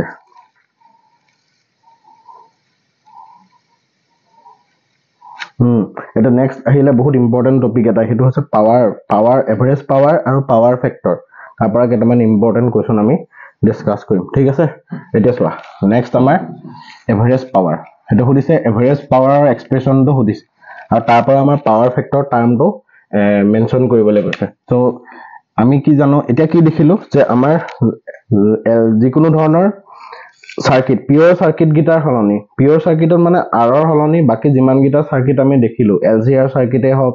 বা দুটামান সার্কিট আছিল যোন গিটা সার্কিট তোমালোকক মানে সিলেবাসৰ পৰা আঁতৰাই দিছিলে এই দুটা হৈছে LR সাৰ্কিট আৰু CR সাৰ্কিট আৰু LC সাৰ্কিট এইকেইটা সাৰ্কিট মানে কি হয় ইমান ডিটেইলছত নাই বা নাইয়ে বুলিয়ে ক'ব পাৰি সেই যিমান কেইটা সাৰ্কিট আছে গোটেইকেইটা সাৰ্কিটত আমাৰ ভল্টেজ আৰু কাৰেণ্টৰ মাজত কিবা নহয় কিবা এটা কি আছে ফেজ ডিফাৰেন্স আছে সো ডেফিনেটলি আমি যিকোনো ধৰণৰ নৰ্মেল যদি LCR সাৰ্কিট এটা ধৰো তেতিয়া আমাৰ কি হ'ব ভল্টেজ আৰু কাৰেণ্টৰ মাজত এটা ফেজ ডিফাৰেন্স আহিব গতিকে আমি দুটা এটা ইকুৱেচন লৈছো ভল্টেজৰ ইকুৱেচন V = Vm sin omega t আৰু কাৰেণ্টৰ ইকুৱেচনটো হৈছে I = Im sin omega t - phi তোমালোকে +phi ধৰি লৈ পেলাও ক্যালকুলেশন কৰিব পাৰা কোনো ধৰণৰ প্ৰবলেম নহয় আৰামত এনসাৰটো একেটাই ওলাব ঠিক আছে AC ভল্টেজৰ ইকুৱেচনটো ললো AC কাৰেণ্টৰ ইকুৱেচনটো ললো কাৰণ AC ভল্টেজ হওক বা AC কাৰেণ্ট হওক ইহঁতৰ মাজত যিকোনো ধৰণৰ দখা পাৰ্থক্য এটা আহিবই ফেজ ডিফাৰেন্স phi আহিবই গতিকে মই ফেজ ডিফাৰেন্স phi বুলি ধৰি লৈছো আৰু ইয়াত তোমাৰ এই ইকুৱেচনটোৰ পৰা কি বুজিছা যে ইয়াত কাৰেণ্টটো বা প্ৰবাহটো বিভৱতকৈ কিমান ফেজ পিছ পৰি আছে 5 ফেজ পিছ পৰি আছে তাৰ মানে ইহঁতৰ মাজত দখা পাৰ্থক্য কিমান হয় phi হয় তো এইগিটা এভাৰেজ প্ৰথমতে আমি পাৱাৰৰ কাৰণে কি হ'ব ইনস্ট্যান্টেনিয়াস পাৱাৰ বুলি কেলে কৈছো কাৰণ ইহঁতৰ মানগিটা টাইমৰ লগে লগে হলনি হৈ থাকে গতিকে কিমান হ'ব V * I মানে কি হ'ব Vm sin omega t into Im sin of omega t minus কি হ'ব phi তাৰপিছত এতিয়া আমাক কি লাগে এভাৰেজ পাৱাৰ হে একেটাই কথা এভাৰেজ ওলোৱাৰ নিয়মটো কি আছিল Vi এটো যোনটো আছে এটো উইথ ৰেসপেক্ট টু t ইন্টিগ্ৰেশন কৰা আৰু ডিভাইডেড বাই কি কৰিব লাগিব t কৰি দিয়া ইন্টিগ্ৰেশন অফ dt মানে t আৰু এটো কৰিলে আমাৰ এক্সপ্ৰেশনটো সলভ কৰিলে কিমান হয় ইন্টিগ্ৰেশনটো নিজে কৰি চাবা এবাৰ প্ৰেক্টিস কৰি চাবা তো আমাৰ এটো আনসাৰ কিমান লাগে Vm Im by 2 cos phi এটো ওলাই হনে Vm Im by 2 cos phi ওলাইগে এতিয়া Vm Im by 2 cos phi ওলাইগে তাৰ মানে এটোক আমি কেনেকৈ লিখিব পাৰো Vm Im by 2 cos phi আমি কেনেকৈ লিখিব পাৰো P average equal to Vm by √2 into Im by √2 into cos phi লিখিব পাৰি নহয় তো Vm by √2 মানে কি RMS হয় P average equal to কি হয় V RMS I RMS cos phi এটো হৈছে কি পাৱাৰৰ এভাৰেজ পাৱাৰ এক্সপ্ৰেশন AC বিভৱৰ এভাৰেজ যোনটো পাৱাৰ হয় গড় যোনটো বিভৱ ঠিক আছে এই গড় বিভৱৰ সৰি উল্টা কৈছো গড় বিভৱ নহয় গড় যোনটো তোমাৰ কি বুলি কয় ক্ষমতা এভাৰেজ পাৱাৰ বা গড় পাৱাৰৰ যোনটো এক্সপ্ৰেশন হয় এই এক্সপ্ৰেশনটো হৈছে আমাৰ কি P average equal to V RMS I RMS cos phi ঠিক আছে ইয়াত যোনটো cos phi নামৰ টাৰ্মটো তোমালোকে দেখিছা cos phi টো কি বুলি কোৱা হয় cos phi কোৱা হয় পাৱাৰ ফেক্টৰ যেটো পাৱাৰ এক্সপ্ৰেশনৰ লগত মাল্টিপ্লাই হৈ আছে সেই কাৰণে ইয়াক কি বুলি কম আমি পাৱাৰ ফেক্টৰ বুলি কোৱা হয় ঠিক আছে ক্ষমতা গুণাঙ্ক বুলি কোৱা হয় পাৱাৰ ফেক্টৰ বা কি ক্ষমতা গুণাঙ্ক আৰু এই ক্ষমতা গুণাঙ্কৰ ওপৰত ভিত্তি কৰি এভাৰেজ পাৱাৰটো ম্যাক্সিমাম হ'ব নে মিনিমাম হ'ব আমি উলিয়াব লাগিব ঠিক আছে হেতু এভাৰেজ পাৱাৰ এক্সপ্ৰেশনটো এই ইন্টিগ্ৰেশনটো তোমালোকে নিজে কৰি চাবা বুলি মই কৰি দেখুৱা নাই পাৰিবা কাৰণ মেথছৰ পৰীক্ষা যেতিয়া যেহেতু দিবা ইন্টিগ্ৰেশনটো অলপ নিজৰ প্ৰেক্টিস কৰি লোৱা ভাল এটা পাৱাৰ এক্সপ্ৰেশন দুই তিনটা বেলেগো সুধিব পাৰে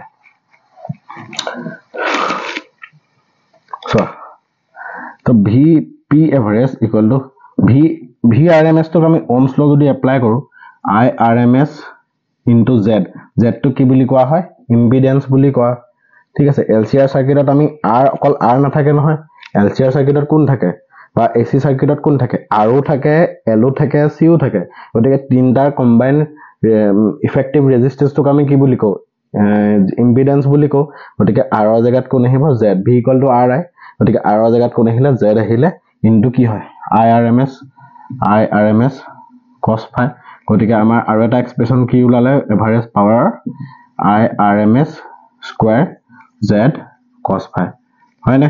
গতিকে ইয়াক আৰু এনেকৈ লিখিব পাৰি P average equal to I RMS ৰ জায়গাত কি লিখিব পাৰি V RMS by Z লিখিব পাৰি V RMS by Z equal to into cos phi ঠিক আছে এটো আৰু এটা এক্সপ্ৰেশন লিখিছো এটো কিমান হ'ব V RMS square by Z square এটা Z cancel হ'ব cos phi so তিনটা এক্সপ্ৰেশন তোমালোকক মই দি দিলো সেই তিনটা এক্সপ্ৰেশন তোমাৰ এভাৰেজ পাৱাৰ বুজাই আছে আৰু এই পাৱাৰটো ম্যাক্সিমাম কেতিয়া হ'ব যেতিয়া cos phi টো 1 হয় cos phi 1 কেতিয়া হ'ব যেতিয়া phi টো 0 হ'ব এতিয়া ইয়াতে কোৱেশ্চনটা বনে যে তোমাৰ এভাৰেজ পাৱাৰটো এসি সাৰ্কিট এটাত এভাৰেজ পাৱাৰটো কেতিয়া ম্যাক্সিমাম হয় ঠিক আছে হেতু আমি ডিসকাস কৰিম হেতু কোৱেশ্চন টাইপত মই দি দিছো তো সুধিব পাৰে ঠিক আছে তো হেতু মই দিছো তো এভাৰেজ পাৱাৰ কেতিয়া ম্যাক্সিমাম হ'ব ম্যাক্সিমাম কেতিয়া হ'ব cos phi ভ্যালু যেতিয়া কি হয় 1 হয় মানে phi ভ্যালু 0 হয় এটা phi 0 মানে কি হ'ব যেতিয়া ভোল্টেজ আৰু কাৰেন্টৰ মাজত ফেজ ডিফাৰেন্স কি হয় 0 হয় তো ভোল্টেজ আৰু কাৰেন্টৰ মাজত ফেজ ডিফাৰেন্স 0 কেতিয়া হ'ব দুটা কন্ডিশন আছে এটা কন্ডিশন আছে পিওর ৰেজিস্টিভ সাৰ্কিট হয়নে আৰু সেকেন্ডটো কি হৈছে resonance condition resonance in LCR circuit কেলে কাৰণ আমাৰ z ৰ এক্সপ্ৰেশনটো কি আছিল z আছিল আমাৰ এটো r² + xl - xc whole square ৰেজোনেন্সত এই দুটা ইকুয়াল হলে এই টার্মটো নাইকিয়া হৈ গল তেতিয়া থাকিলে কি z = r r থকা মানে কি ৰেজিস্টৰ থকা মানে আমাৰ কি জানো যেতিয়া যিকোনো এটা বৰ্তনীত অকল যদি ৰেজিস্টৰ থাকে তেতিয়া হলে তাত ভোল্টেজ আৰু প্ৰবাহৰ মাজৰ তোমাৰ কি হ'ব দশা পাৰ্থক্যটো শূন্য হয় হয়নে তো সেই কাৰণে দুটা কন্ডিশনত আমাৰ এভাৰেজ পাৱাৰটো কি হ'ব পাৱাৰ এভাৰেজ ম্যাক্সিমাম p এভাৰেজটো কেতিয়া ম্যাক্সিমাম হ'ব তেতিয়া cos phi টো 1 হয় cos phi 1 কেতিয়া হ'ব যেতিয়া phi ভ্যালুটো 0 হয় phi ভ্যালু 0 হোৱা মানে মিনিং টো কি যে ভোল্টেজ AC ভোল্টেজ আৰু AC কাৰেন্টৰ মাজৰ ফেজ ডিফাৰেন্সটো 0 হয় আৰু ফেজ ডিফাৰেন্স ইহতৰ মাজত ফেজ ডিফাৰেন্স 0 হোৱাৰ দুটাই কেস আছে এটা হৈছে যদি AC সাৰ্কিটত অকল কোন থাকে ৰেজিস্টৰ এটা থাকে ঠিক আছে তেতিয়া ভোল্টেজ আৰু কাৰেন্টৰ মাজত ফেজ ডিফাৰেন্সটো 0 হয় আৰু যদিহে তোমাৰ ওচৰত LCR সাৰ্কিট থাকে আৰু LCR সাৰ্কিটত যদি কেনেবাকে ৰেজোনেন্স হৈছে তেতিয়াও তোমাৰ পাৱাৰটো কি হ'ব ম্যাক্সিমাম হ'ব ঠিক আছে এতিয়া পাৱাৰ মিনিমাম মানে ওয়াটলেস কাৰেন্ট ইয়াত এটা টাৰ্ম তোমালোকৰ সিলেবাসত লিখা আছে বা কিতাপতো ধুনিয়াকে বোল্ডলি মেনশন কৰা আছে ওয়াটলেস কাৰেন্ট কি হয় ওয়াটলেস কাৰেন্টটো আমি অকমান জানিলো ওয়াটলেস কাৰেন্টৰ কথা হতে তোমাক ডিফাইন কৰিবলৈ কয় ওয়াটলেস কারেন্ট কি হয় যদিহে মানে সার্কিটটোত পিওর যদি L থাকে বা পিওর যদি C থাকে যদি সার্কিটটোত অকল ইন্ডাক্টৰ মানে AC বৰ্তনী এটা আছে সেই AC বৰ্তনীটোত কেৱল আবেশক আৰু কেৱল যদি ধাৰক সংযুক্ত হৈ থাকে তেতিয়া হলে তোমাৰ কি হ'ব ফেজ ডিফাৰেন্স কিমান হয় π/2 তেতিয়া cos phi ভ্যালু কিমান হ'ব cos phi ভ্যালু 0 হয় লাগে বৰ্তনীটোত লাগে L এ থাকক বা C এ থাকক আমি কি দেখিছো কোনবাটা আগবাঢ়ি থাকে হেতু বেলেগ কথা কিন্তু দশা পাৰ্থক্য কিমান দেখিছো আমি π/2 দেখিছো তো phi ভ্যালু π/2 তাৰ মানে cos phi ভ্যালু কিমান আহিলে আমাৰ 0 আহিলে cos phi ভ্যালু 0 অহাৰ মানে মিনিং টো কি cos phi 0 অহাৰ মানে আমাৰ p এভাৰেজৰ এক্সপ্ৰেশনটো কি আছিল vrms irms cos phi হয়নে তো এটো 0 হোৱাৰ লগে লগে গোটে টাৰ্মটো 0 হ'ল না নাই তাৰ মানে কি হ'ব যেতিয়া এনেকুৱা ধৰণৰ বৰ্তনী থাকিব তেতিয়া হলে প্ৰবাহ যোনটো এসি প্ৰবাহ চালিত হ'ব এসি প্ৰবাহ চালিত হতে কোনো ধৰণৰ ক্ষমতাৰ কি নহয় অপচয় নহয় এটো আইডিয়াল কন্ডিশন কোনো ধৰণৰ ক্ষমতা অপচয় নহয় এটো আইডিয়াল কন্ডিশন প্ৰ্যাকটিক্যালি এনেকুৱা নহয় আৰু ম্যাথমেটিক্যালি হৈছে গতিকে এই এনেকুৱা ধৰণৰ প্ৰবাহক কি বুলি কোৱা হয় ওয়াটলেস প্ৰবাহ ক্ষমতাহীন প্ৰবাহ বুলি কোৱা হয় ওয়াটলেস কারেন্ট কাক ক'ব যে যেতিয়া মই কৈ দিছো ভালকে শুনিবা ওয়াটলেস কারেন্ট বা ক্ষমতাহীন প্ৰবাহ কাক ওয়াটহীন প্ৰবাহ বুলি কোৱা হয় কিতাপত ওয়াটহীন প্ৰবাহ বুলি লিখা আছে কাক ক'ব যে যেতিয়া তোমাৰ এসি বৰ্তনী এটাত এটা আবেশক বা এটা ধাৰক সংযোগ হৈ থাকে তেতিয়া আমাৰ কি দেখিলো বিভৱ এসি বিভৱ আৰু এসি প্ৰবাহৰ মাজৰ দশা পাৰ্থক্য π/2 হয় গতিকে cos phi মানটো কি হয় শূন্য হয় গতিকে এভাৰেজ যোনটো পাৱাৰ হেতুৰ ভ্যালু কিমান হয় 0 average value power average value 0 হোৱা মানে মিনিং টো কি যে যোনটো এসি প্ৰবাহ হে এনেকুৱা ধৰণৰ বৰ্তনীৰ মাজে যদি এসি প্ৰবাহটো চালিত হয় তেতিয়া হলে কোনো ধৰণৰ ক্ষমতাৰ অপচয় নহয় আৰু সেই তেনেকুৱা ধৰণৰ প্ৰবাহক যদি বৰ্তনীটোৰ মাজে তেনেকুৱা ধৰণৰ প্ৰবাহ চালিত হয় তাক কি বুলি ক'ব ওয়াটলেস কাৰেন্ট বা ওয়াটহীন প্ৰবাহ বা ক্ষমতাহীন প্ৰবাহ বহুত ইম্পৰ্টেন্ট টপিক মই কৈ দিলো ঠিক আছে LCR সাৰ্কিটৰ পৰা নিউমেৰিকেল চাবা এটো আহে আৰু দেই বিশেষকৈ ৰেজোনেন্সৰ পৰা কোৱেশ্চন আহে নিউমেৰিকেল মই কেটামান PDF টোত মই কেটামান নিউমেৰিকেল বা স্পেসিফিক নিউমেৰিকেল কেটামান মেনশন কৰি দিছো সেই নিউমেৰিকেল কেটা চালেই হ'ব যথেষ্ট ঠিক আছে একদম ইজি নিউমেৰিকেল মই কৈ থৈ দিছো সেইকেটা চাবা বুজি পালা মোৰ সম্ভৱ ঠিক আছে ওয়াটলেস প্ৰবাহ কাক কয় কেতিয়া পাৱাৰ ম্যাক্সিমাম হ'ব সেইকেটা মই ধুনীয়াকৈ কৈ দিলো ওয়াটলেস কাৰেন্ট কেতিয়া পাবা যদিহে এসি বৰ্তনীটোত কেৱল L বা কেৱল C সংযুক্ত হৈ থাকে তেতিয়া ফেজ ডিফাৰেন্স π/2 ভোল্টেজ আৰু কাৰেন্টৰ মাজত গতিকে এভাৰেজ পাৱাৰটো 0 তাৰ মানে সেই প্ৰবাহটো চালিত হলে কোনো ধৰণৰ কি নহয় তোমাৰ ক্ষমতাৰ অপচয় নহয় হেতু কথা ইয়াত লিখা আছে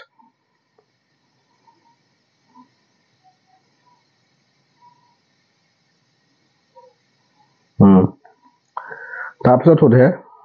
সুধিছে তোমাৰ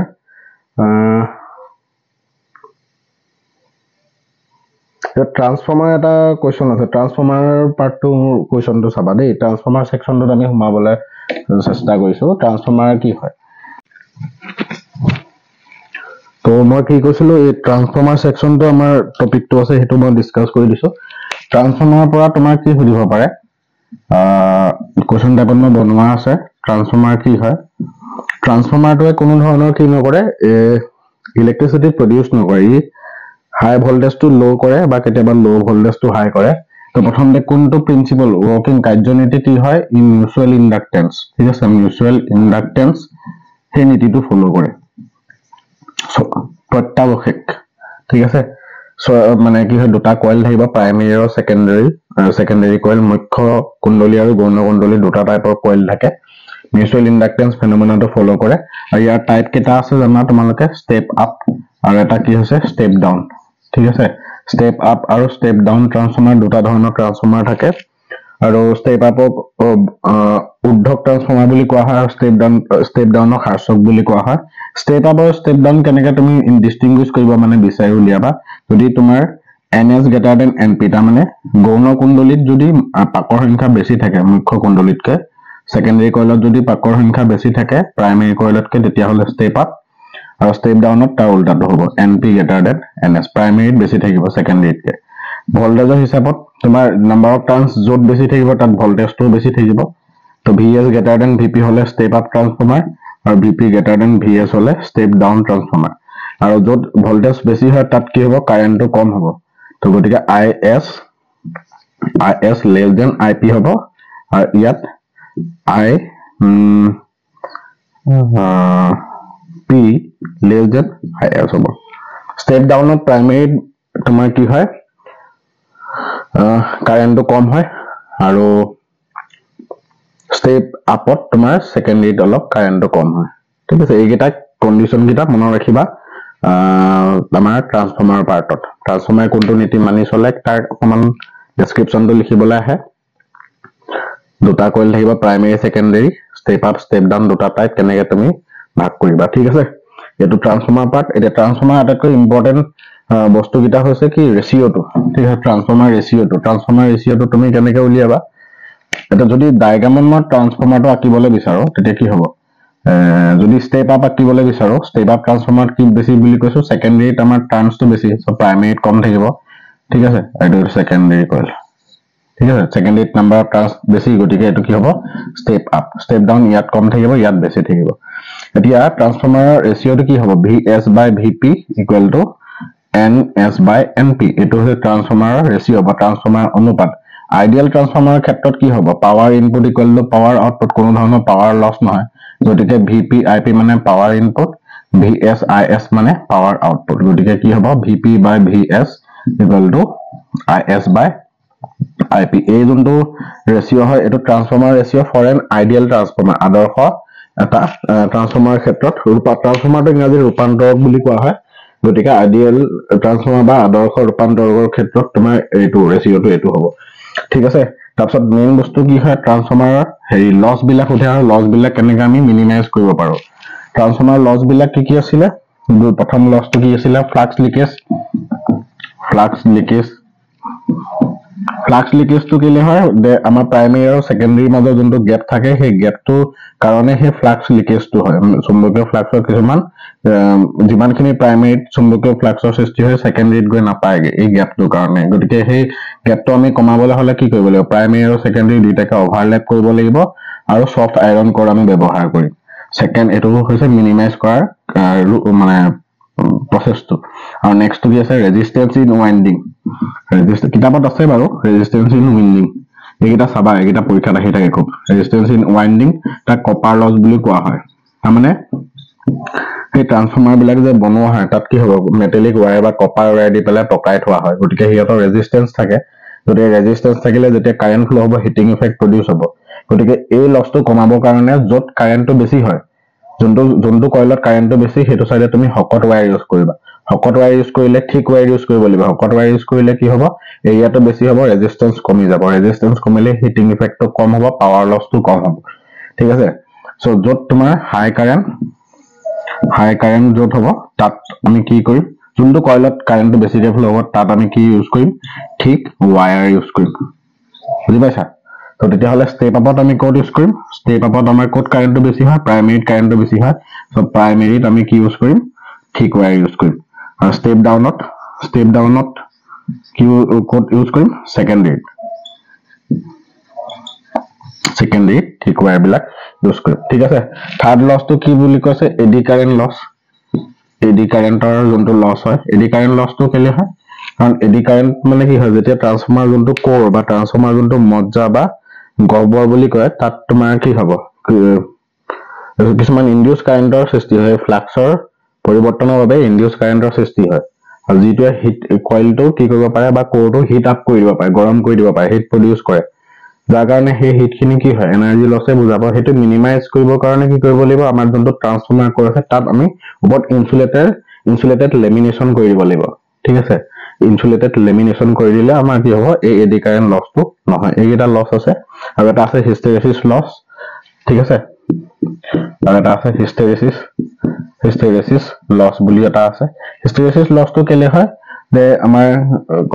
যেহেতু ম্যাগনেটিক এসি কাৰেন্টৰ যেহেতু ডাইৰেকশনটো চেঞ্জ হৈ থাকে গতিকে কন্টিনিউয়াসলি আমাৰ ম্যাগনেটিক ফিল্ড লাইনছৰ ডাইৰেকশনো ম্যাগনেটাইজ ডিম্যাগনেটাইজ কন্টিনিউয়াসলি তাৰ ডাইৰেকশনটো চেঞ্জ হৈ থাকিব যাৰ কাৰণে এই লছ তাৰ কাৰণেও তোমাৰ কি হ'ব পাৱাৰ লছ হয় তাক কি বুলি কোৱা হয় হিস্টেৰেসিস লছ তাৰ কাৰণে আমি কি কৰিব লাগিব এনেকুৱা ধৰণৰ ভাল গুড ফেৰোমেগনেটিক মেটেৰিয়েল ইউজ কৰিব লাগিব আৰু ফেৰোমেগনেটিক বিশেষকৈ আমাৰ সফট আইৰন জাতীয় আমাৰ মেটেৰিয়েল আমি ইউজ কৰিম এই হিস্টেৰেসিস লছটো মিনিমাইজ কৰিবৰ কাৰণে এইকেইটা লছ আছে কেনেকৈ মিনিমাইজ কৰিব পাৰে সেইকেইটা তোমালোকৰ কিতাপত মেনশ্যন কৰা আছে এইকেইটা চাবা বহুত ইম্পৰ্টেন্ট হয় তাৰ পিছত ট্ৰান্সফৰ্মাৰ আৰু এটা আছে নহয় লং ডিসটেন্সৰ কাৰণে লং ডিসটেন্স ঠিক আছে লং ডিসটেন্স ট্ৰান্সমিশনৰ কাৰণে আমি কি ইউজ কৰিব লাগে আৰম্ভণিতে পাৱাৰ ষ্টেচনৰ আৰম্ভণিতে আমি কি ইউজ কৰিব লাগে ষ্টেপ আপ ট্ৰান্সফৰ্মাৰ ইউজ কৰিব লাগে ইনিশিয়ালি পাৱাৰ ষ্টেচনত কি ট্ৰান্সফৰ্মাৰ ইউজ কৰা হয় পাৱাৰ ষ্টেচনত মনত ৰাখা পাৱাৰ ষ্টেচন মানে য'ত ইলেক্ট্ৰিচিটি প্ৰডিউস কৰে টাৰবাইন চলাই পেলাই য'ত প্ৰডিউস কৰে ইলেক্ট্ৰিচিটি সেইটো জেগাৰ কথা কৈছে পাৱাৰ ষ্টেচনত আমি কি ট্ৰান্সফৰ্মাৰ ব্যৱহাৰ কৰো ষ্টেপ আপ কেলে কাৰণ যেতিয়া ষ্টেপ আপ ট্ৰান্সফৰ্মাৰ ইউজ কৰো তেতিয়াহ'লে কি হ'ব ভোল্টেজটো আপ হয় ভোল্টেজটো আপ হ'লে কাৰেন্টটো কি হয় কম হয় কাৰেন্টটো কম হ'লে তোমাৰ কি হ'ব হিটটো কমকে প্ৰডিউস হয় পাৱাৰ লছটো কমকে হয় সেইটো কাৰণে আমি যেহেতু বহুত দূৰলৈ পঠিয়াব লাগে ইলেক্ট্ৰিচিটিটো সেইকাৰণে ভোল্টেজটো আপ কৰি ল'ব লাগে ভোল্টেজটো আপ কৰি ল'লে কাৰেন্টটো কম হ'ব হিটিং ইফেক্টৰ কাৰণে এনাৰ্জি লছটো মিনিমাম হ'ব তো সেইটো কথা আমাৰ লাগিব ঠিক আছে তাৰ পিছত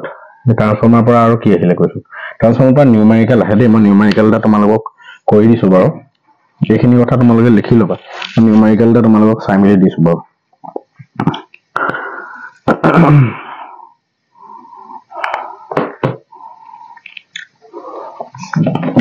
ট্ৰান্সফৰ্মাৰ নিউমেৰিকেল চাবা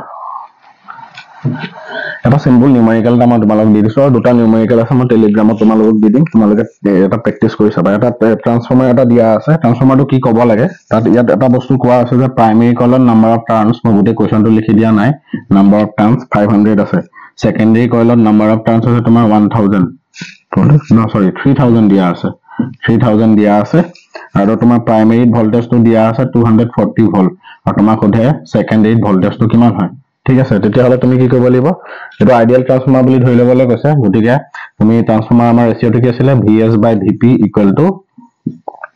NS/NP হয়নে এটো যদি তুমি ইউজ কৰা VS মানে কিমান VS টো উলিয়াব লাগে VP মানে 240 ঠিক আছে NS মানে 3000 divided by কিমান 500 0 cancel go 56 VS/VP NS/NP ঠিক আছে গতিকে আমি VS কিমান হ'ব 1440 ভোল্ট ঠিক আছে তো সো সেকেন্ডাৰী ভোল্টেজটো কিমান বেছি দেখিছানে এৰ কাৰণে বেছি নাম্বাৰ অফ টাৰ্নছ বেছি গতিকে এটো কোনটো ট্ৰান্সফৰ্মাৰ হ'ব আমাৰ ষ্টেপ আপ ট্ৰান্সফৰ্মাৰ বুজিবা এনেকুৱা ধৰণৰ কোৱেশ্চনে আহে মই দি দিম বাৰু দুটা নিউমেৰিকেল তোমালোকে এবাৰ প্ৰেক্টিস কৰি চাবা তাৰপিছত আৰু কি কোৱেশ্চন আছে এটা আমি কেস বেস টাইপৰ কোৱেশ্চন আমাৰ চাইছো তো তোমাৰ এটা কোৱেশ্চন সুধিছে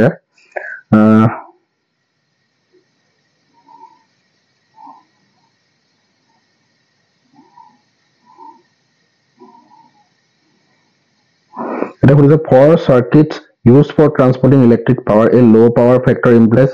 large power loss তাৰমানে কথাটো কি হৈছে যে মই মহাই দিছো দেই এটো তোমালোকে নিউমেৰিকেলটো চাই লবা এবাৰ নোট ডাউন কৰি লবা এতিয়া আমাৰ কথাটো সুধিছে যে যেতিয়া আমাৰ পাৱাৰ ট্ৰান্সমিশন কৰা হয় এটা জায়গাৰ পৰা বেলেগ এটা জায়গালৈ ট্ৰান্সফৰ্মাৰৰ জৰিয়তে যেতিয়া ইলেক্ট্ৰিসিটি ট্ৰান্সফাৰ কৰা হয় তেতিয়া এটা আমাৰ এভাৰেজ পাৱাৰ ফৰ্মুলা কি আছিল P average = VRMS IRMS cos phi হয়নে তো এটো আছিল তো যদিহে আমাৰ ইয়াৰ পৰা IRMS যদি মই উলিয়াও কি হ'ব P average by VRMS into cos phi যদি আমাৰ পাৱাৰ ফেক্টৰটো বহুত কম হয় তেতিয়া তোমাৰ কি হ'ব পাৱাৰ লসটো বেছি হয় কেলে সোৱা cos phi যদি সৰু হয় তেতিয়া RMS কাৰেন্টটো কি হ'ব ডাঙৰ হ'ব RMS কাৰেন্ট ডাঙৰ হোৱাৰ লগে লগে যোনটো হিট প্ৰডিউস হ'ব তো হিটটো বেছিকে জেনাৰেট হ'ব হয়নে হিট জেনাৰেট হোৱা মানে কি বুজাব পাৱাৰ লস এটো কথাই কোৱা হৈছে যদিহে পাৱাৰ ফেক্টৰটো আমাৰ বহুত কম হয় তেতিয়া আমাৰ RMS কাৰেন্টটো বহুত ডাঙৰ হ'ব ডাঙৰ হোৱাৰ লগে লগে হিটটো বেছিকে প্ৰডিউস হ'ব কাৰেন্ট বেছি মানে কি হিটটো বেছি প্ৰডিউস হ'ব আৰু তাৰ মানে কি লস হ'ব পাৱাৰ লসটো বহুত বেছি পৰিমাণে হয় ঠিক আছে আৰু এটা কোৱেশ্চন আছে এটা কোৱেশ্চন মই কৈ দিছো আৰু তোমালোকৰ এটা কোৱেশ্চন মই মনত পৰিছে পটককে দি দিছো কোৱালিটি ফেক্টৰ ইয়াতে আছে বাৰু কিউ ফেক্টৰ বা কোৱালিটি ফেক্টৰ বুলি এটা বস্তু এটা আছে কোৱালিটি ফেক্টৰ বা কিউ ফেক্টৰ কি হয় ৰেজোনেন্স যেতিয়া হ'ব কি আছে কিউ ৰেজোনেন্স যেতিয়া হ'ব ৰেজোনেন্স হলে আমাৰ কি হয় যেতিয়া ৰেজোনেন্স হলে আমাৰ z ৰ ভ্যালুটো মিনিমাম হয় কিমান হৈ যায় r হৈ যায় আৰু কাৰেন্টৰ ভ্যালুটো কি হয় ম্যাক্সিমাম হৈ যায় এতিয়া কথাটো হল কি যেতিয়া ৰেজোনেন্স হয় কাৰেন্টৰ ভ্যালুটো ম্যাক্সিমাম হয় আমিও গম পাও কিন্তু কথাটো হল যে সেই ম্যাক্সিমাম ভ্যালুটো কিমান ডাঙৰ হয় সেই বস্তুটো সেই কোৱালিটিটো বুজাবৰ কাৰণে আমি এটা টাৰ্ম ইউজ কৰো যাক কি বুলি কোৱা হয় কিউ ফেক্টৰ বা কোৱালিটি ফেক্টৰ বুলি কোৱা হয় তাৰ এক্সপ্ৰেছনটো হৈছে omega naught L by R হয় ওমেগা নট মানে কি আছে ৰেজোনেন্ট এংগুলাৰ ফ্ৰিকোয়েন্সি ওমেগা নটৰ ভ্যালু কিমান হয় 1/√LC divided by R into L তো ইয়াৰ পৰা আমি সলভ কৰিলে কি হ'ব √L/C into 1/R এটো হৈছে তোমাৰ কিউ ফেক্টৰ বা কোৱালিটি ফেক্টৰৰ এক্সপ্ৰেছন ঠিক আছে কোৱালিটি ফেক্টৰ কি বুজায় যেতিয়া আমাৰ সাৰ্কিট এটাত LCR সাৰ্কিট এটাত যেতিয়া ৰেজোনেন্স হ'ব ৰেজোনেন্স হলে কি হ'ব ৰেজোনেন্স হলে কাৰেন্ট ম্যাক্সিমাম হয় z এৰ ভ্যালু মিনিমাম হয় ইম্পিডেন্স মিনিমাম হয় তো সেই যে কাৰেন্টৰ ভ্যালু ম্যাক্সিমাম হ'ব বুলি যে কলো সেই ম্যাক্সিমাম ভ্যালুটো কিমান ডাঙৰ হেতু বুজাবলৈ আমাৰ টাৰ্ম ইউজ কৰো যেটো হেতু কোৱা হয় হাউ গুড দা ৰেজোনেন্স ইজ এটো বুজাবলৈ আমি কিউ ফেক্টৰ ইউজ কৰো তাৰ এক্সপ্ৰেছনটো হৈছে এটো আৰু মনত ৰাখিবা ৰেজোনেন্স হ'বলৈ হলে LCR সাৰ্কিটে লাগিব LCR সাৰ্কিটতহে কি হয় ৰেজোনেন্স হয় তোমাক কেতিয়াবা কোৱেশ্চন সুধিব পাৰে তোমাৰ মোৰ মাজতে কি হয় মাইকটো অকমান ডিসকানেক্ট হৈ গৈছিল সেইকাৰণে মই ভিডিওটো মাজৰ পৰা ৰিপিট কৰিছো ঠিক আছে কোৱেশ্চন যদি আগৰ কোৱেশ্চন ৰিপিট হৈ গৈছে তোমালোকে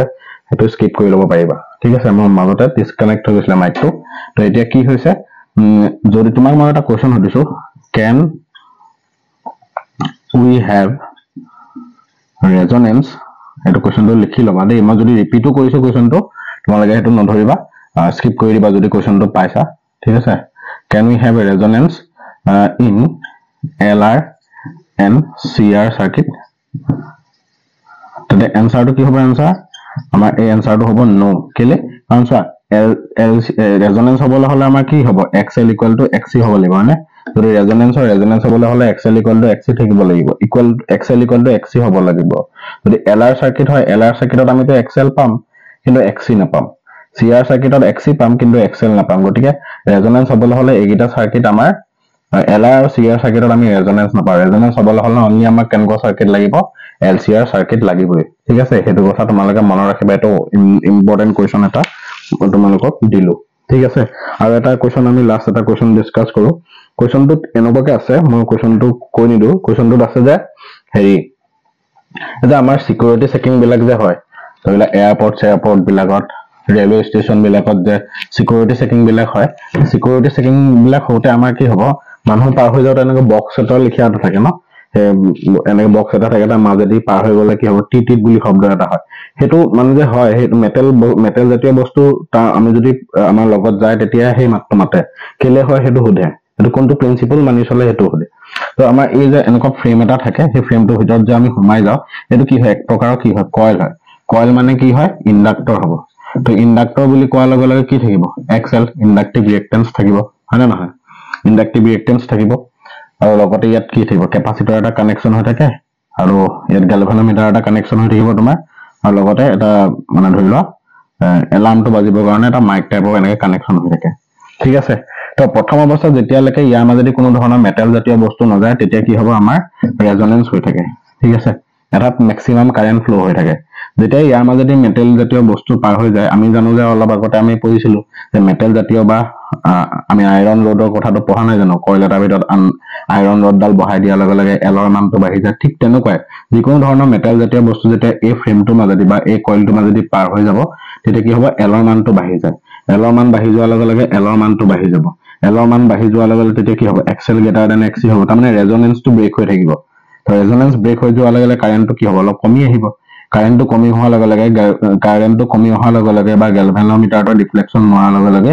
ই সিগন্যাল দিয়ে মাতটো দিয়ে সেইকাৰণে টিটি শব্দটো শুনা পায় গতিকে কোনটো প্ৰিন্সিপল ফলো কৰে বুলি ক'লে কি হ'ব প্ৰিন্সিপল অফ ৰেজনেন্স ঠিক আছে প্ৰিন্সিপল অফ ৰেজনেন্স বুলি আমি লিখিব লাগিব ঠিক আছে প্ৰিন্সিপল অফ ৰেজনেন্স বুজি পাইছানে মই কি ক'লো এই যোনটো আমাৰ ফ্ৰেমটো থাকে যাৰ মাজেদি আমি মানুহ যাওঁ হয় নে এনেকুৱা সিকিউৰিটি চেকিং বিলাকত তাত তোমাৰ কি হ'ব ইয়াৰ মাজেদি মেটেল জাতীয় বস্তু পাৰ হৈ গ'লে তেতিয়া কি হ'ব সিগন্যাল এটা মানে টিটি শব্দ এটা হয় কেলে কাৰণ এইটো এটা কইল হয় এইটো ইন্ডাক্টৰ হয় গতিকে ইয়াৰ মাজেদি যেতিয়া মেটেল জাতীয় বস্তু পাৰ হৈ যাব তেতিয়া এক্সেলৰ মানটো বাঢ়ি যায় গতিকে ৰেজনেন্সটো ব্ৰেক হৈ যোৱাৰ লগে লগে কাৰেন্টটো স্লাইটলি কমি আহে সেইকাৰণে গ্যালভানোমিটাৰটো ডিফ্লেকশন মাৰে আৰু ইয়াত তোমাৰ কি হ'ব সিগন্যাল বাজে গতিকে তোমাক যদি সোধে এইটো কোনটো প্ৰিন্সিপল ফলো কৰে তেতিয়া কি হ'ব লাগিব কি ক'ব লাগিব প্ৰিন্সিপল অফ ৰেজনেন্স ঠিক আছে গতিকে এইখিনি কোৱেশ্চন মই ডিসকাস কৰিলো এইখিনি কোৱেশ্চন পিডিএফ আকাৰত আছে কোৱেশ্চনখিনি এবাৰ ভিডিঅটো চাবা আৰু ভিডিঅটোত মানে এই মাইকটোৱে অকমান আজি প্ৰবলেম কৰিলে হেতু বাবে মই দুখিত গতিকে একো নাই ভিডিঅটো মই কম্পাইল কৰি পেলাই তোমালোকক দি দিম তোমালোকৰ সুবিধা হোৱাকে ভালকে চাবা ভালকে পঢ়িবা পিডিএফটো কিন্তু কৰিবা ঠিক আছে নিউমেৰিকেল মই ক'লো নহয় আৰএমএস ভ্যালুৰ ওপৰত নিউমেৰিকেল চাবা বেলেগ একো নহয় কিউ ফেক্টৰৰ ওপৰত যে মই ফৰ্মুলা দিলো এইমাত্ৰ কিউ ফেক্টৰ কিমান হয় 1/r = L/c ইয়াৰ এটাই নিউমেৰিকেল আছে এনসিআৰটি এক্সাৰসাইজত r l আৰু c ভ্যালু দিয়া আছে তাৰ পৰা কিউ ফেক্টৰ ভ্যালু উলিয়াব লাগে এটো তুমি পাৰিবা ভ্যালু কিটা বহাই দিলে rms ভ্যালু vm/√2 ঠিক আছে rms im/√2 ঠিক আছে এটো ফৰ্মুলা ইউজ কৰিব লাগে তো যদি তোমাৰ যদি এনেকে দিয়া আছে সাপোজ দেই তো vrms যেনিবা 220 ভোল্ট মই ক'লো নহয় যিকোনো ভোল্টেজ যদি দিয়া থাকে 220 ভোল্ট বুলি যদি কয় বা এসি ভোল্টেজ 220 ভোল্ট তেতিয়া বুজিবা হেতু rms ভোল্টেজ যেটা তোমাৰ এলসিআর সার্কিট কৈছে ঠিক আছে এল দিয়া আছে এল দিয়া আছে যেনিবা সি দিয়া আছে আর দিয়া আছে তাৰ পৰা তুমি এক্সএল উলিয়াবা এক্সি উলিয়াবা আৰ উলিয়াবা ঠিক আছে তাৰ পৰা তুমি জেড উলিয়াবা ফৰ্মুলাটো ইউজ কৰি পেলাই r² plus xl minus xc whole square এটো ফৰ্মুলা ইউজ কৰিবা নহলে z = r² plus xc minus xl whole square use কৰিবা এটো ডিপেন্ড কৰিব যদি xl greater than xc উলাই ভ্যালু কিটা এটো ইউজ কৰিবা যদি xc greater than xl উলাই এটো ইউজ কৰিবা বলে তোমাক কলে irms উলিয়াব তেতিয়া irms = কি হ'ব vrms/z হৈ গল ফৰ্মুলা আৰামত অংক কৰিব পাৰিবা আৰু যোনকেইটা নিউমেৰিকেল মই মেনশন কৰা আছে সেইকেইটা নিউমেৰিকেল কৰিলে তোমালোকৰ এনসাৰটো উলাই যাব ইমান চিন্তা কৰিব নালাগে পিডিএফটো তোমালোকক বহুত সহায় কৰিব বুলি মই ভাবো পিডিএফটো কৰি চাবা এবাৰ ভিডিঅটো এবাৰ মনোযোগেৰে চাবা কি কি পইণ্টছ বিলাক মই কৈ দিছো এইখিনি পইণ্ট বহুত তোমালোকৰ কামত দিব এটা ভিডিঅ সাফিচিয়েন্ট এইখিনি এটো পঢ়িলে হ'ব আৰু এসি কাৰণে বেলেগ কতো মাথা মাৰি থাকিব নালাগে এনেকে ইয়াতে পঢ়িবা তোমালোকৰ সুবিধা হ'ব তোমালোকৰ খুব কম টাইমত যাতে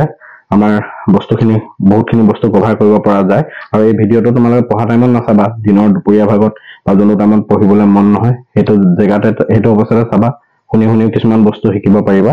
এইখিনি আছিল ভালকে পঢ়া শুনা কৰা অল দা বেষ্ট জয় অসম